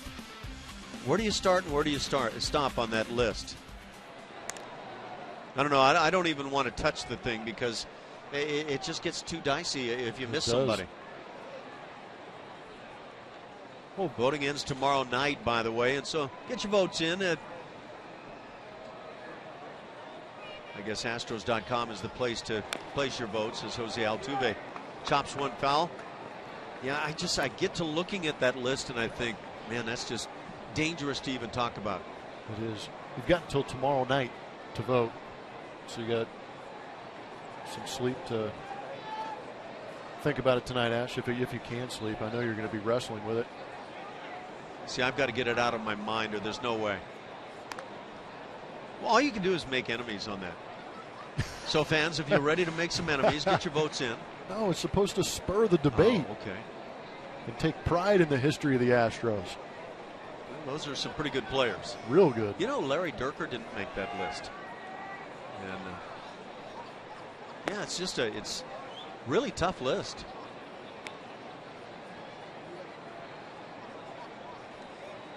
I mean, do I pick my contemporaries, my teammates? I've got 3 teammates on there. You've got 3 teammates on there. I'm 4. just wondering why Mike Scott couldn't get his hat down over his head on that. Why is he in black and white? Yeah. You played in that era. Yes. Right there. Yeah, that was the black and white era. Yeah. In fact, I thought you guys wore the rainbows back then. Well, they didn't want to there was no color in the world in those days. That's what made those uniforms so effective. Yeah. Jimmy Wynn got color. He had power. He did. He powered his way into the color. Yeah, Mike Scott, the only guy. You can't look at it now. Only guy. You know, I'm thinking he pitched all the way back in the 80s. I'm thinking that Vicky Scott is sitting at home right now watching this telecast and laughing and hollering at Mike. And we'll hear shortly as Altuve fouls it off. Kevin, you got some comments you want to throw in? How did Joe Necro and Roy Oswalt not get on that list? Wow, how about that? Yeah. Those are 2. I mean, you go out there to win games, and sure that's a great question, Kevin. No one won more in an Astros uniform than those guys. Got any other names to throw in there? Well, you know, I'm going to go. I mean, my Mount Rushmore would be Berkman, Biggio, Bagwell, and I would probably go with Jimmy Wynn if you didn't go with whether it was Oswalt or one of the pitchers. Mm-hmm. You really can't go wrong, can you? No, there's no wrong. There's no wrong choices on that one. I want to know who decided you could only vote for 4 of those guys. Isn't it amazing that 4 is like the one where you start to argue about? You know, it's amazing how it's like those guys in Vegas that call the odds. How do they do that? Yeah, MLB gets the blame there, so we'll just. Wow. Yeah, that's a pretty good list out here with the Angels too.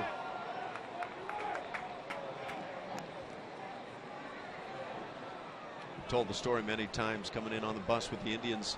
They have the little marquee outside of the stadium, or did back in those days, and it would say who was the pitching matchup on the given night. And I came in with the Indians, and it said Nolan Ryan versus whoever was going for the Indians that night. And we had a player by the name of Oscar Gamble who was known for the hair that he donned at the time, but he was also known on the team as the guy who never stopped talking. And he had a very unique style, and I would try to imitate it, but I don't even want to mess with that. But he started hollering, needling one of his particular teammates as the runner goes.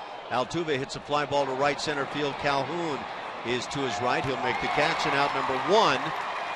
But Gamble hollered out as he saw Nolan Ryan on the mound tonight, and he said, uh-oh, good night tonight is 0 for 4, and don't get hit in the head.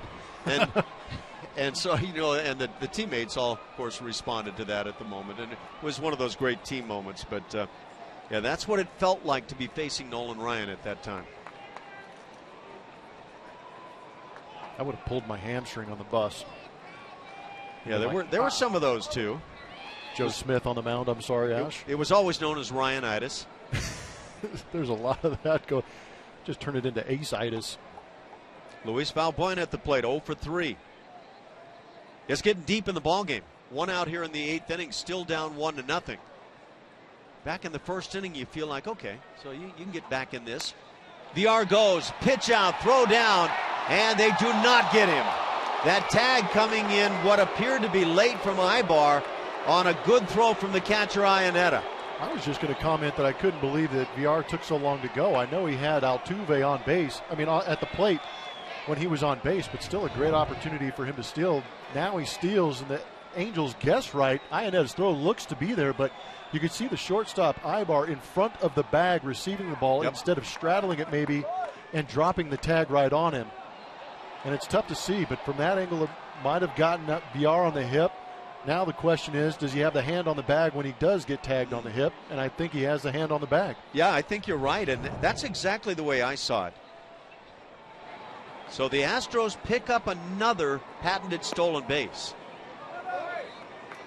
And now have a man in scoring position here in the 8th inning. That's the tying run.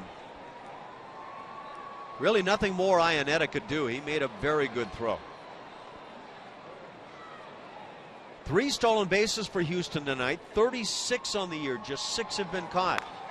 And a ground ball to first base. Second out of the inning as Pujols takes it to the bag. And into third base is VR, so he's 90 feet away. That'll bring up Evan Gattis. It's going to be tough for Evan Gattis to get a pitch up in the zone against a guy like Joe Smith, who throws nothing but sidearm sinkers up there. But if there's anybody recently that you want at the plate, it might be this guy right here who's been driving the ball out of the ballpark. He's kind of been that guy that's been picking up the big ribs for the club. Of course, on the most recent road trip, everybody kind of qualified there. And that's what made it that kind of a road trip. Nice job by Iannetta to make sure that one didn't get by. Gattis 0 for 3 on his night.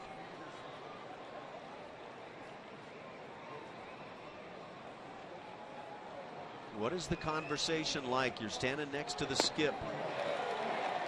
There's still a couple of hitters from going to the plate, and if you do get to the plate, if you're Chris Carter, that the odds are maybe you've caught him already. 1 ball and 1 strike.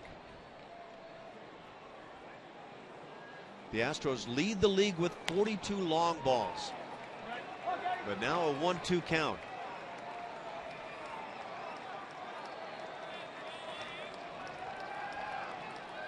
By the way, we're told you can write in candidates if you're voting for the Astros all-time top 4.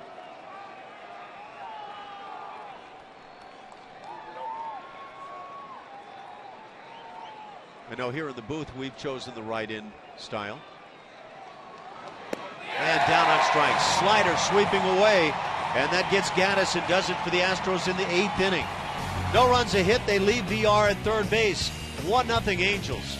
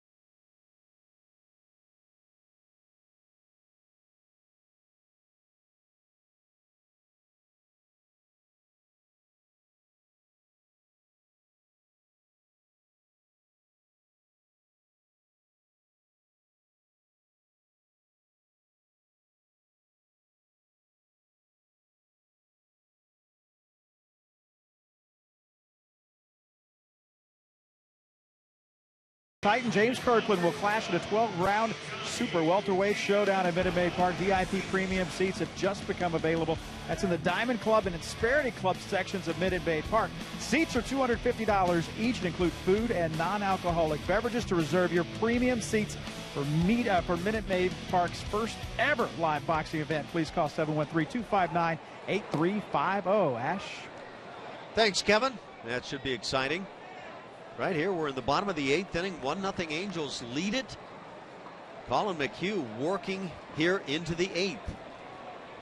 Astros have Joe Thatcher, the left-hander, throwing in their pen. The Angels have a righty getting up. And the first pitch grounded down the left side. Make that second pitch of the inning. And it's going to be 2 bases for Johnny Giovitella, who now is at second base, 1 for 3 on the night. And this double sets up a golden opportunity for the Angels.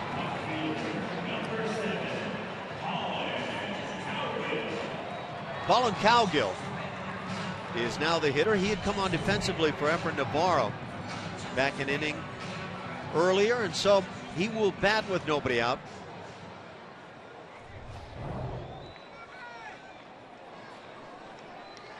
Houston Street is that right-hander, the closer for the Angels. He's getting it loose for a 9th inning and a possible opportunity to close one out. Efren Navarro was 0 for 2 on his night with a strikeout. The infield pinches at the corners. See if the bunt is on. And there it is. Bunt is down. McHugh's only played at first base, so it's a sacrifice bunt into third base with 1 out is Giovitella.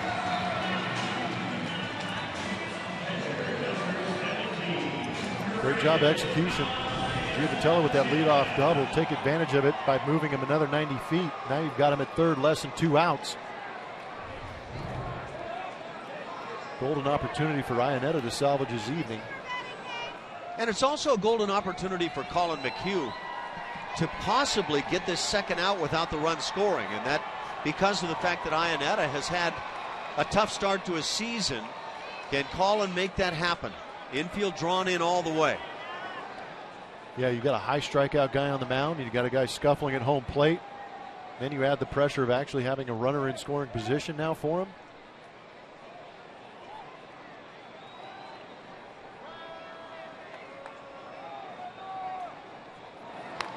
And a good swing by Iannetta. He fouls it back. Ooh, that was a good pitch to hit. The question I think you're always dealing with in this scenario is the squeeze a possibility? Third baseman Valbuena kind of pinched up toward the bag, trying to cut down any lead from the runner at third base.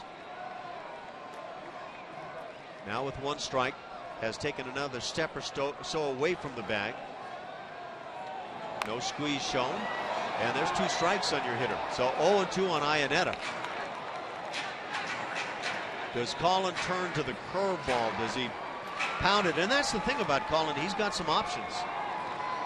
You got him to strike out his first at bat on some good sliders. You've got him aggressive right now in an 0-2 count. Maybe start that slider off that outer edge and see if he'll chase. 0-2. Comes with the high heat.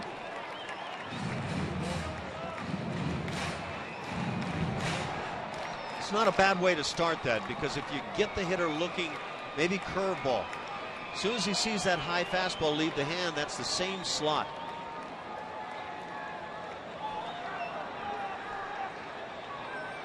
From the stretch.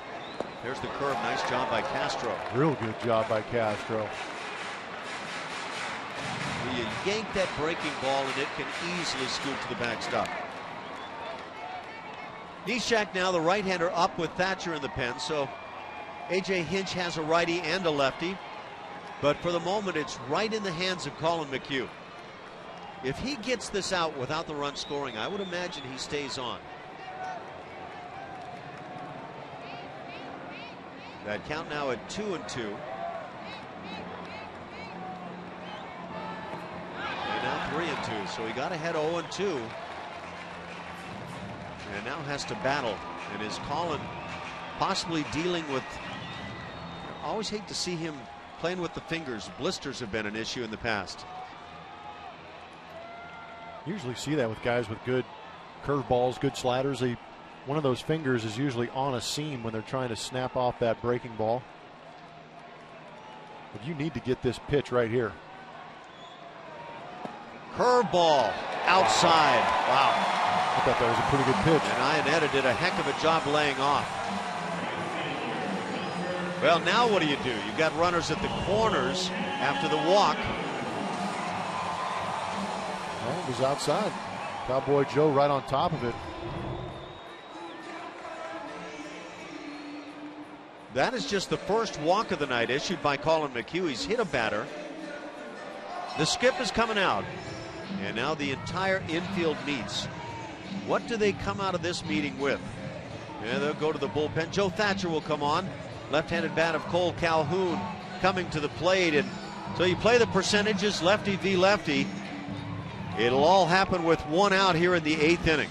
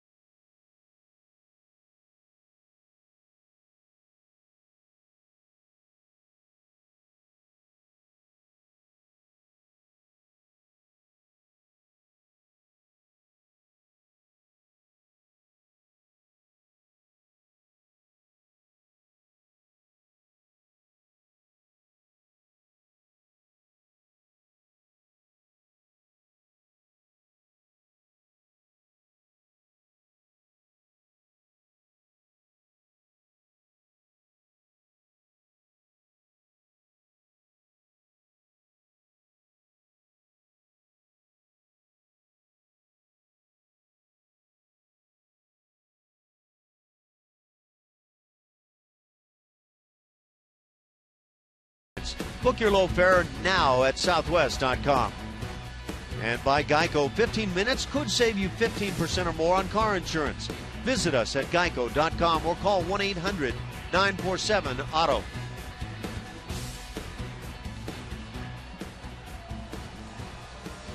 So it's one out. Runners at first and third, a 1-0 Anaheim lead. And Cole Calhoun at the plate. He will stay on as the left-hander Joe Thatcher comes on to face him.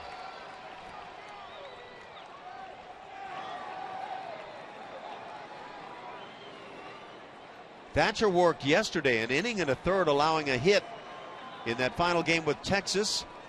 Comes on with an ERA at 2.35.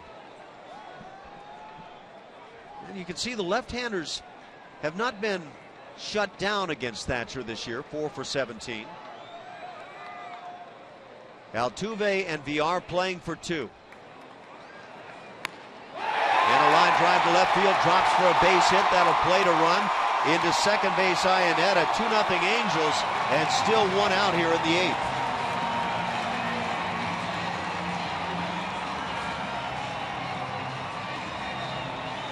A.J. Hinch goes back out to the mound. And one pitch is all that Thatcher will throw. The left-handed bat gets him again, so 5 for 18 are the left-hand hitters against him. A nice at-bat by Cole Calhoun. As now the Astros go to the pen once again.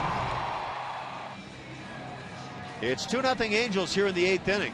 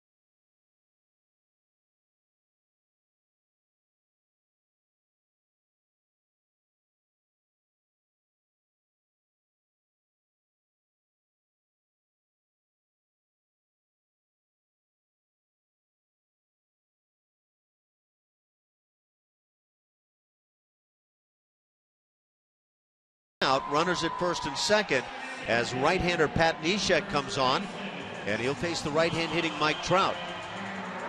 Tough assignment right here, first and second. One of the best hitters in the game, but Pat Neshek making his 13th appearance.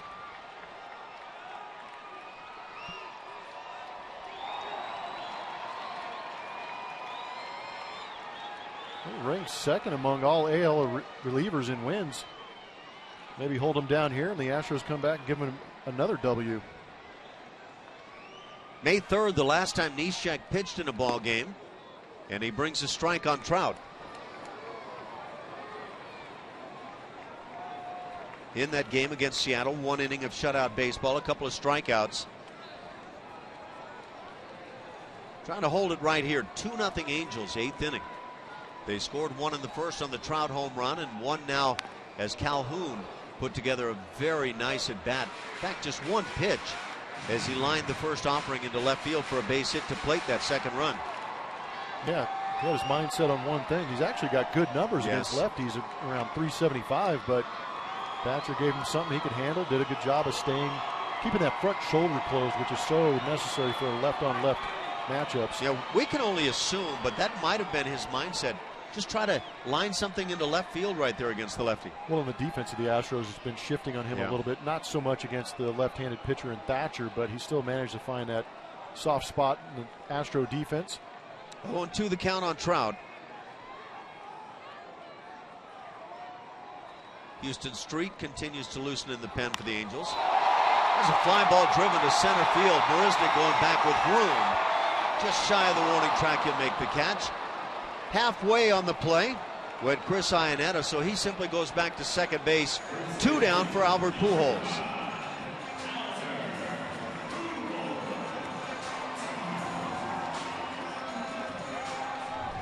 Even his outs look hard.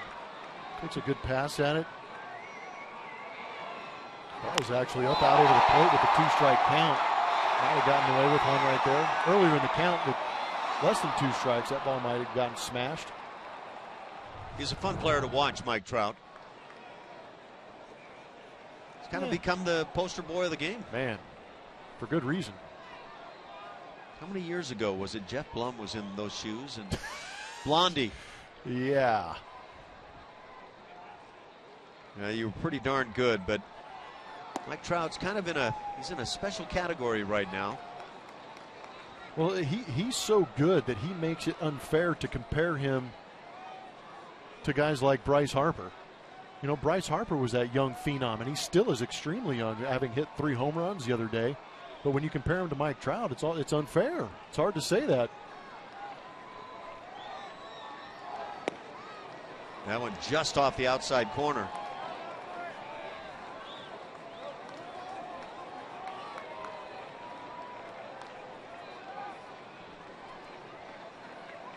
(2-0) the count on Albert Pujols. 1 for 3 on the night. 10-game hitting streak.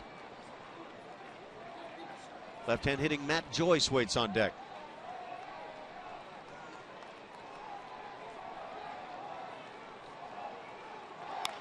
Pujols flares one down the right field side. It slices foul.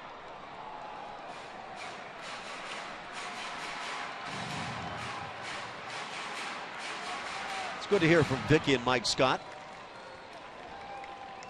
Nolan's here. Nolan's here. Nice.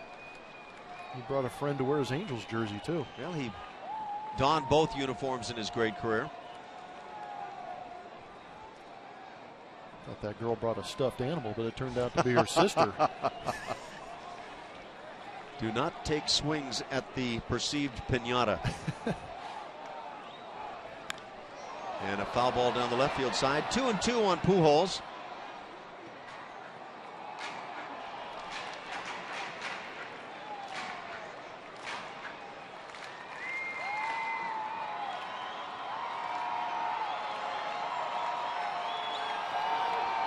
There's the bullpen for the Angels. And now they start to get ready for the possibility that it wouldn't be a save situation. That's become really kind of a silly part of the game, I think, a bit. But closers only come in when it's a save situation, other than when needing work. And that pop-up on the right side will be back to the seats. Yeah, it is kind of interesting that managers will take the time to get those guys up and loose in the bullpen, and that's taxing in itself for those guys to get hot in the bullpen and not use them in a game. Of course, part of what being a manager is anymore is making sure guys are being utilized as much as possible in their roles. And closers believe that, that role is simply to close out games, and if they're getting the job done, that's where they want to be. Tapper foul. Stays at 2-2, the first of 4 here between the Astros and the Angels. And the Astros trying to avoid losing a 4th consecutive games right now. Ramos, the left-hander, is getting it loose. The Street's loose. He's been throwing for a good long while now. Colin McHugh pitched very well tonight. And in fact sees the second run cross the plate for the Angels after he leaves the mound. Hot shot, and that hits the runner. So it'll be a base hit, but out will be the lead runner, and that is Chris Iannetta, and that's going to do it for the inning. 3rd out. Pujols gets credit for a base hit. It's 2-0 Angels as we go to the 9th.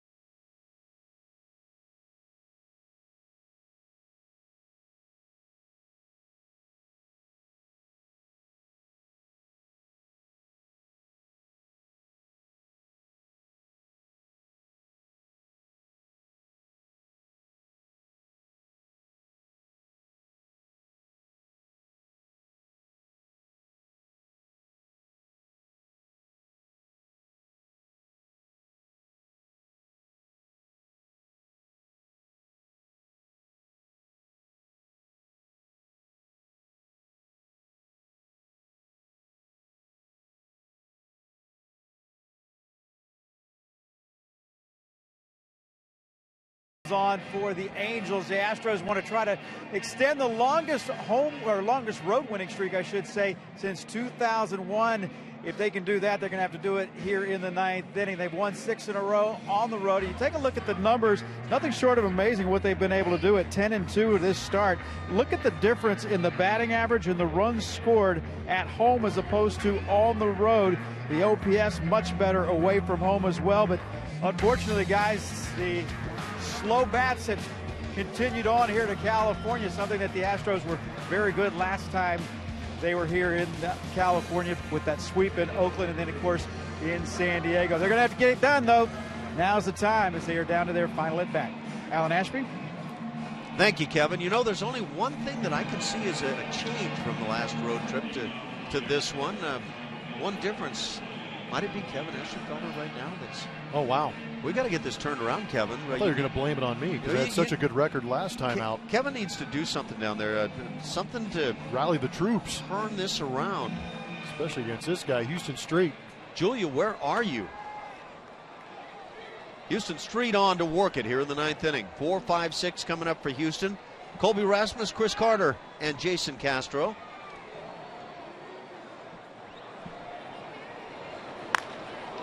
Line shot on the first pitch coming on. Calhoun can't get there. A heck of an effort, but a leadoff single for Colby Rasmus, and just like that, the tying run comes to the plate. Calhoun pretty lucky that ball didn't get by him. That ball scoots by him. Rasmus is off to the races. Left-hand hitters love that ball down. Does a good job of going down and getting it. Kind of creates that top spin when you hit it out there, but Calhoun Fortunately, gets a glove on it. That had a chance of being a lip seeker right there. Yeah, you got to protect those soup coolers. Chris Carter at the plate. Big time for a big swing right about now.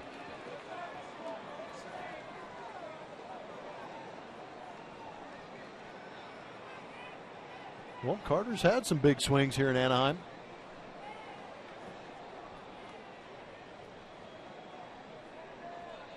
It's really that ideal spot to come breaking out of things.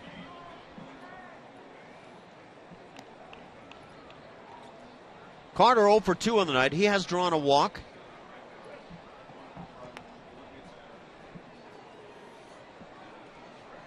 When he was a runner at first base in the 4th inning, induced a balk out of Santiago, 1 of 2 on the night. Lines one into left field, base hit. So Houston Street comes on, yields back-to-back hits to Rasmus and Carter, and here come the Astros in the 9th inning. Cardiac kids here on the road. I think Eschenfelder was listening to you and he's getting these guys going here in the 9th. So I'm wondering what Kevin came up with to get this rally going. Pinch runner down at first base. Robbie Grossman takes over for Carter. Carter gets this ball off the end of the bat. A little bit of a slider. Does a good job of getting to that contact point, staying through it. And obviously, he's strong enough to be able to muscle that into the outfield, even though the bat snapped. There's a good look at Robbie, who came on a pinch run. Represents the tying run. So a big one right there. Jason Castro now at the plate. The winning run. That's the one. That's the one we like.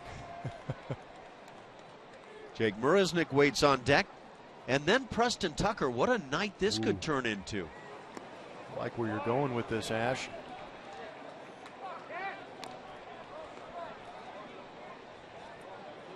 Castro has a couple of long balls on his season. This has suddenly gotten interesting here in the 9th.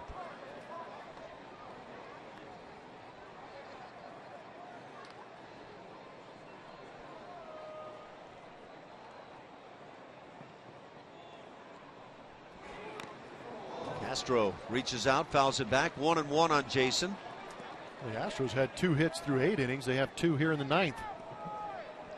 Didn't take long. Colby Rasmus laced that first pitch he saw.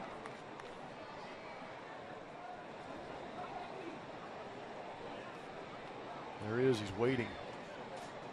He's not shy with the bat. A strong young man.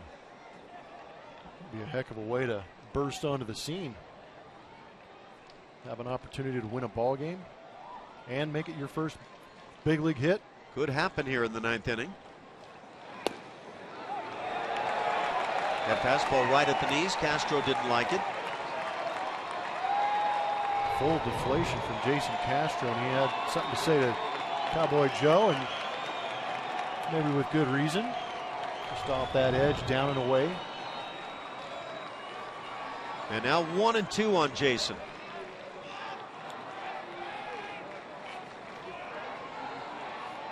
And again for the Astros, it's that effort to try to stop the skid. There are 3 games coming in.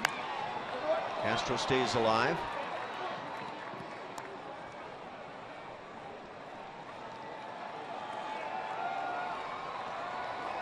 There's Jake Marisnick. Plenty of power from Jake. And then, as we mentioned, Preston Tucker. It'll be a very interesting 9th inning for Houston. Well, last night was interesting for Houston Street. Charged with his first blown save of the season last night after allowing 1 run in the 9th.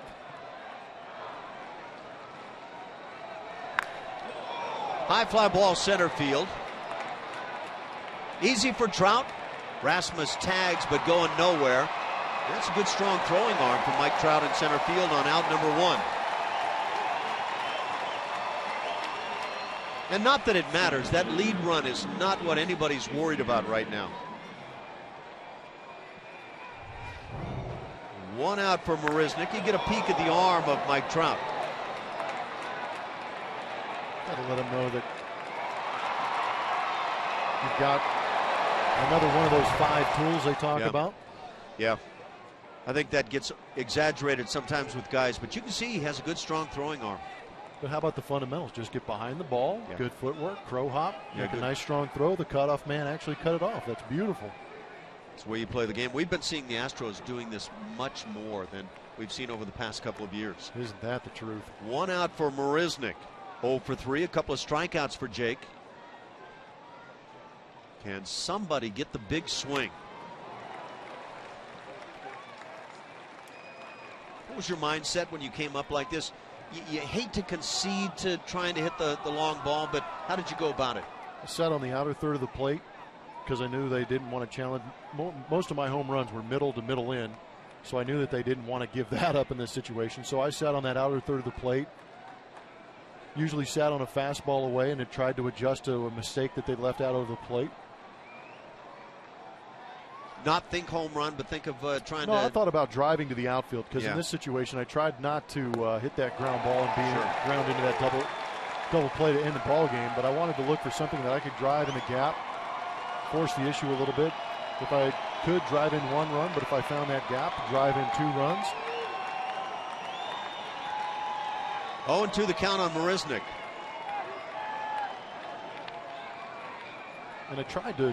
It didn't work all the time, but mentally you try and swing at strikes in these situations. You don't want to expand the zone and give the pitcher a free strike. And just getting a piece and fouling it off, Marisnik. I heard Frank Robinson in some of my early times in the big leagues say something one time about, and it was actually a different scenario, but he applied it to a few. He didn't talk about trying to hit a home run or do something specific other than try to hit the ball as hard as you can. Yeah. Just try to juice a ball. Hit it hard. And it proved to be something that really worked for me a lot of times. Trying to drive in runs. Iannetta sets up away. The pitch line to left field. Base hit. Here comes Rasmus around third. He's being waved home. He will score. The runners will hold as they cut the throw. And now it's a 1-run game. RBI single, Marisnik. And it brings up Preston Tucker. Well, the Astros refuse to go away here in the first game on this road trip. Just like we called it, Preston Tucker at the dish. Great AB by Jake Marisnik. 2 strikes. You got to get out there and try and put a bat on it. Sometimes good things happen. And when you're swinging the bat as well as Jake Marisnik is against right-handed pitching, you know it's got a good chance to fall for a knock. Saw a good throwing arm there from Colin Cowgill in left field, by the way. So, 1 out, 3 hits in the inning, a run in. Tucker at the plate. Hits it sharply, base hit into right field. Here comes Robbie Grossman. He will tie the game. The throw into third is high, and moving into second is Tucker. First major league hit. And it ties the game here in Anaheim. 2-2 in the 9th inning.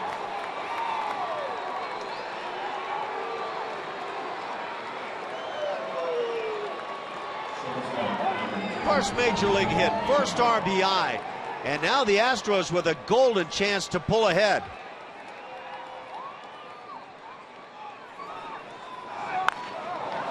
How about that? Doesn't seem intimidated by the opportunity presented to him. Took a great swing. See how Pops reacts. Yeah, you know, I've seen him get 1,000 hits before this. Why wouldn't he be doing it here at the big league level? But that was a big one to tie this ball game up. And with that overthrow, you've got that winning run 90 feet away. Now squeeze. What do you do? You've got Jonathan VR at the plate. Infield drawn in. Talk about I've seen it before, approach from Dad. Cesar Ramos now loosening in the pen for the Angels. He's a left-hander. I might have been a little more excited than Dad was. Yeah, I know I would have been. I was more excited right here myself. Well, this is a big at-bat now. Lead runner Marisnik. Preston Tucker at second. A 2-2 game in the 9th inning. How about this for a little charge back? 4 hits, Rasmus, Carter, Marisnik, and Tucker. I'll tell you what, you can't walk VR here if you're Houston Street. The second night in a row blowing a save. But if you walk this, you have to pitch to Jose Altuve on deck. And now 3-0. If you get VR out and keep the runners at second and third, first base is open, and we've seen them walk Altuve earlier in the game, and I think that little grin right there is telling everybody in that dugout he can't wait to get to the plate in this situation.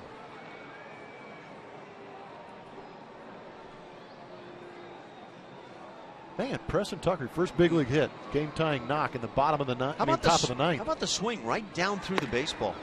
And a strike is called. You saw the same thing I did. Yeah, I mean, you know, I don't want to say down in the wrong way. I mean, stayed just through the zone. The baseball. Yep, stayed through the zone a very long time. Yeah, that was really nice. Poise from the young man in a tough situation where he'd be really excited to try and hit the game-winning home run. But he kept a nice level swing and got that knock to tie it up. And the 3-1. And that's high. So the bases are loaded. Jose Altuve coming to the plate. And the Angels and their fans are now suddenly dealing with, you would think, a little question mark about their closer scenario. Now watch that level swing. Right through the ball. But it does. I mean, it almost creates that downward swing to it when you stay through the ball as long as he did on that. You might hear Jeff Blum talk about it, or people all the time about staying through the baseball. That's it.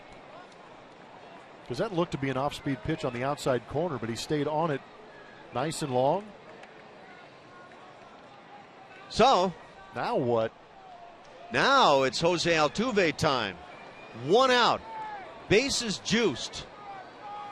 2-2 ties. Street continues in the jam and misses off the outside corner. Jose Altuve is hitting .339. 1 for 3 on his night with a walk. That was intentional in the third.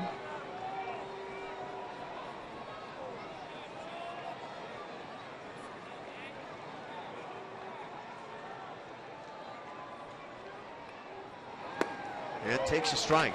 Might have gotten a pitch to handle.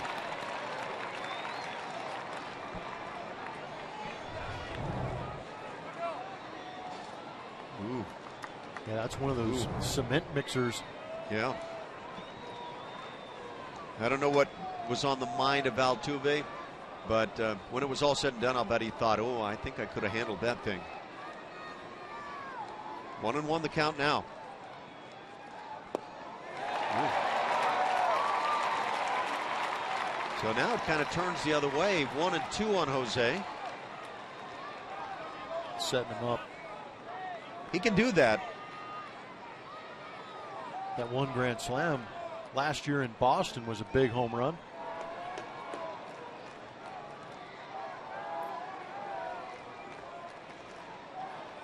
Runners with their leads. And a ground ball right side. They'll try for 2. The speed of Altuve too much to get. And the Astros go on top 3-2. It's a fielder's choice. Marisnick scores RBI Altuve. And the Astros now with the lead. Even his outs are productive. Jose Altuve realizing a strikeout doesn't do anybody any good, but even with a ground ball in the infield where most would be turned, he does a good job of putting his head down knowing that that winning run is going to be scoring if he's safe at first. He does a fantastic job of running right through that bag. Look at him, he knows. Yeah, Jake Marisnick, I think they all knew it right away. Houston Street is done with his night. But, you know, just my thought as they gather up around the mound for the Angels, when Altuve put this on the ground, he knew, kick it in gear, and we have got ourselves a lead in this ballgame in the 9th inning. And this is the one inning where you're seeing that team baseball. And the Angels go to the bullpen, bring on the left-hander, lead it 3-2.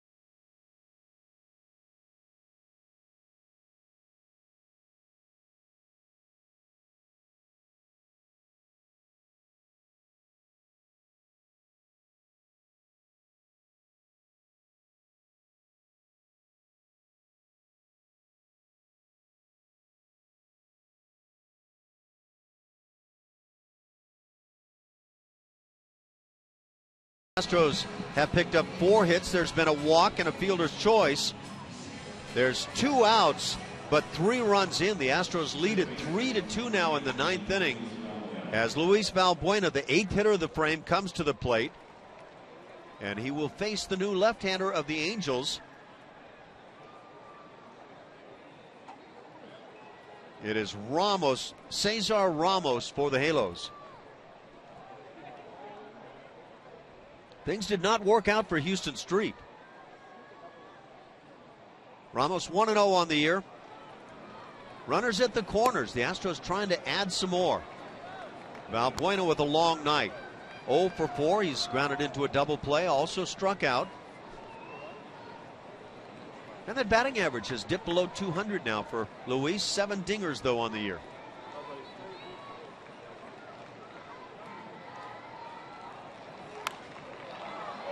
I feel like the Angels made a tactical mistake there on the ground ball by Altuve. Yeah, you want to get out of the inning with a double play, but with his speed, there's no way you get 2 on that ground ball. Well, I'm wondering if you're planning on that, knowing that Altuve runs quite well and it would take a well-hit ground ball to turn 2 on him. Do you bring the middle infield into that number 3 position that we've talked about in the past, where if it is slow hit, you come home with it. If it's hit hard enough, then you turn the double play. Pitch in for a strike. 1-2 now on Valbuena. Well, I think that's exactly what you do, and then you rely on your infielders to make the wise choice. Because it is extremely tough on a regular ground ball to double up at Jose Altuve. Yeah, if you don't get the sharp ground ball, you're not going to get the double play on Jose. And you saw that throw was not even close to getting Altuve. Here's the 1-2. Altuve will move up into second base. So 2 runners in scoring position now, a 2-2 count. This is normal double play depth up the middle, and what I was talking about is those middle infielders maybe taking about 2 or 3 steps up, getting right behind the baseline. So if this ball off Altuve's bat isn't hit that hard, they can charge it, catch it on a hop, fire it home, and possibly get that runner at home plate and cut that run off. Because if you know you're only going to get 1 out on the play, wouldn't you want to get an out where you would keep the runner from scoring? Absolutely. Absolutely. And strike 3 called. Caught looking Valbuena. But at the end of the top of the 9th inning, the Astros have taken the lead for the first time on the night. 3-2 Houston.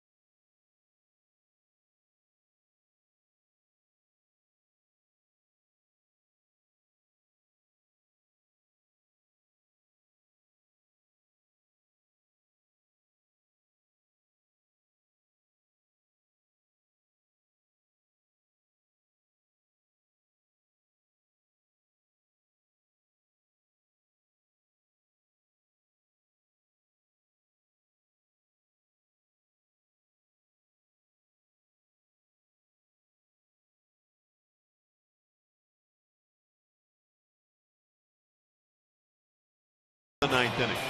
Rasmus got it started with the base hit. Chris Carter followed with a base hit of his own. And then you think, okay, well, we've got something going. Well, Jake Marisnick gets it going. Big hit at a big time, getting Preston Tucker up there. He unleashes first major league hit, first major league RBI, contributes to tying that ball game, and then Altuve, again, another hustle play from one of the baseball's greats right now. Doesn't always have to be a base hit that wins you ball games. Sometimes it's just hustle and good team play. Those never say die Astros. Took them 8 innings to wake up out here on the West Coast and realize they were in those gray uniforms and could start playing well. And now Luke Gregerson comes on to work the 9th inning. Marwin Gonzalez takes over defensively at first base. It's been a very intriguing evening. It went along so quietly on the offensive side for the Astros for 8 innings. But as the Angels went to their bullpen, brought on their closer, Houston Street, the Astros came to life in the 9th. There's going to be a lot of talk from the Angels, no doubt, about the line drive hit by Albert Pujols that hit the base runner to end the bottom of the 8th inning. But maybe evidence that might not have factored into another run or a hit at the situation for the Angels. Matt Joyce leads it off. He's the 4-hitter. And Gregerson out in front, 0-2. So let's look at that Albert Pujols line drive as he hit the runner Iannetta. It's a base hit for Pujols. It's the final out of the inning, but it looked like VR was in a position. He might have been able to lay out, but as hard as that ball was hit, I think it would have snuck through for a base hit. But at the same time, I'm thoroughly shocked that Iannetta was the guy on the receiving end of that, getting hit by that line drive. If there wasn't bad luck, he wouldn't have any luck at all. Cream did that song many a year ago.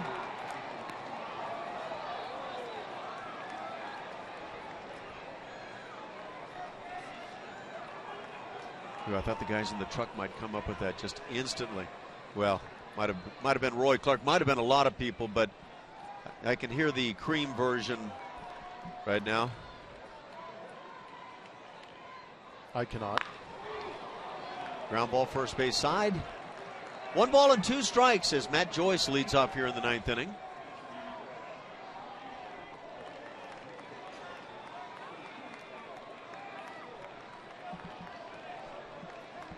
Well, the Angels got to have it the way they wanted with Houston Street in the 9th inning, and now the Astros have the same thing go in their direction. Can Gregerson get it done?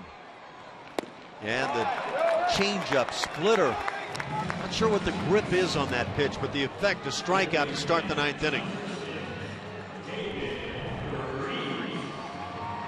This look like a... Well, it's not a splitter, it doesn't look like. I think that's just a good old-fashioned circle change. The bottom just dropped out of it. I think you're right. Great way to start things. 1 out. David Freese, the 5-hitter, comes to the plate. 1 for 2 on the night.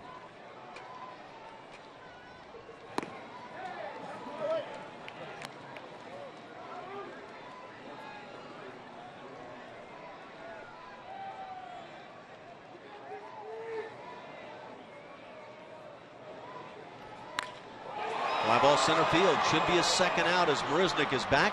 He makes the play, and there's 2 outs in the 9th inning.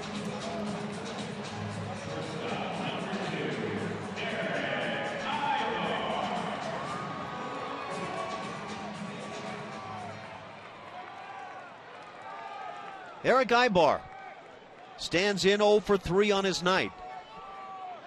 Struck out back in the 2nd inning. And the Astros didn't look like we were going to be able to say this, but a chance now to snap this 3-game losing streak. Showing bunt, taking a strike is Ibar.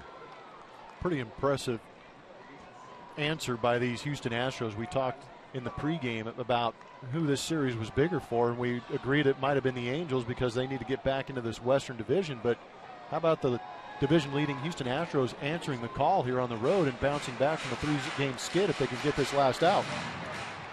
Yeah, we got a faithful listener letting us know Born Under a Bad Sign by Cream is the name of the song, and one of the lines, if it wasn't for bad luck, I wouldn't have no luck at all. Well, that's not the Astros theme song of the night. That would be what Albert Pujols and company are singing. Ground ball to first. This will do it. Barwin takes it to the bag. A 1-2-3 ninth inning. The save turned in by Luke Gregerson. And the Astros with a 3-run ninth inning. And part of it, and a big part, first major league hit by Preston Tucker. They come out on top in game 1 of this 4-game set. Astros win it 3-2.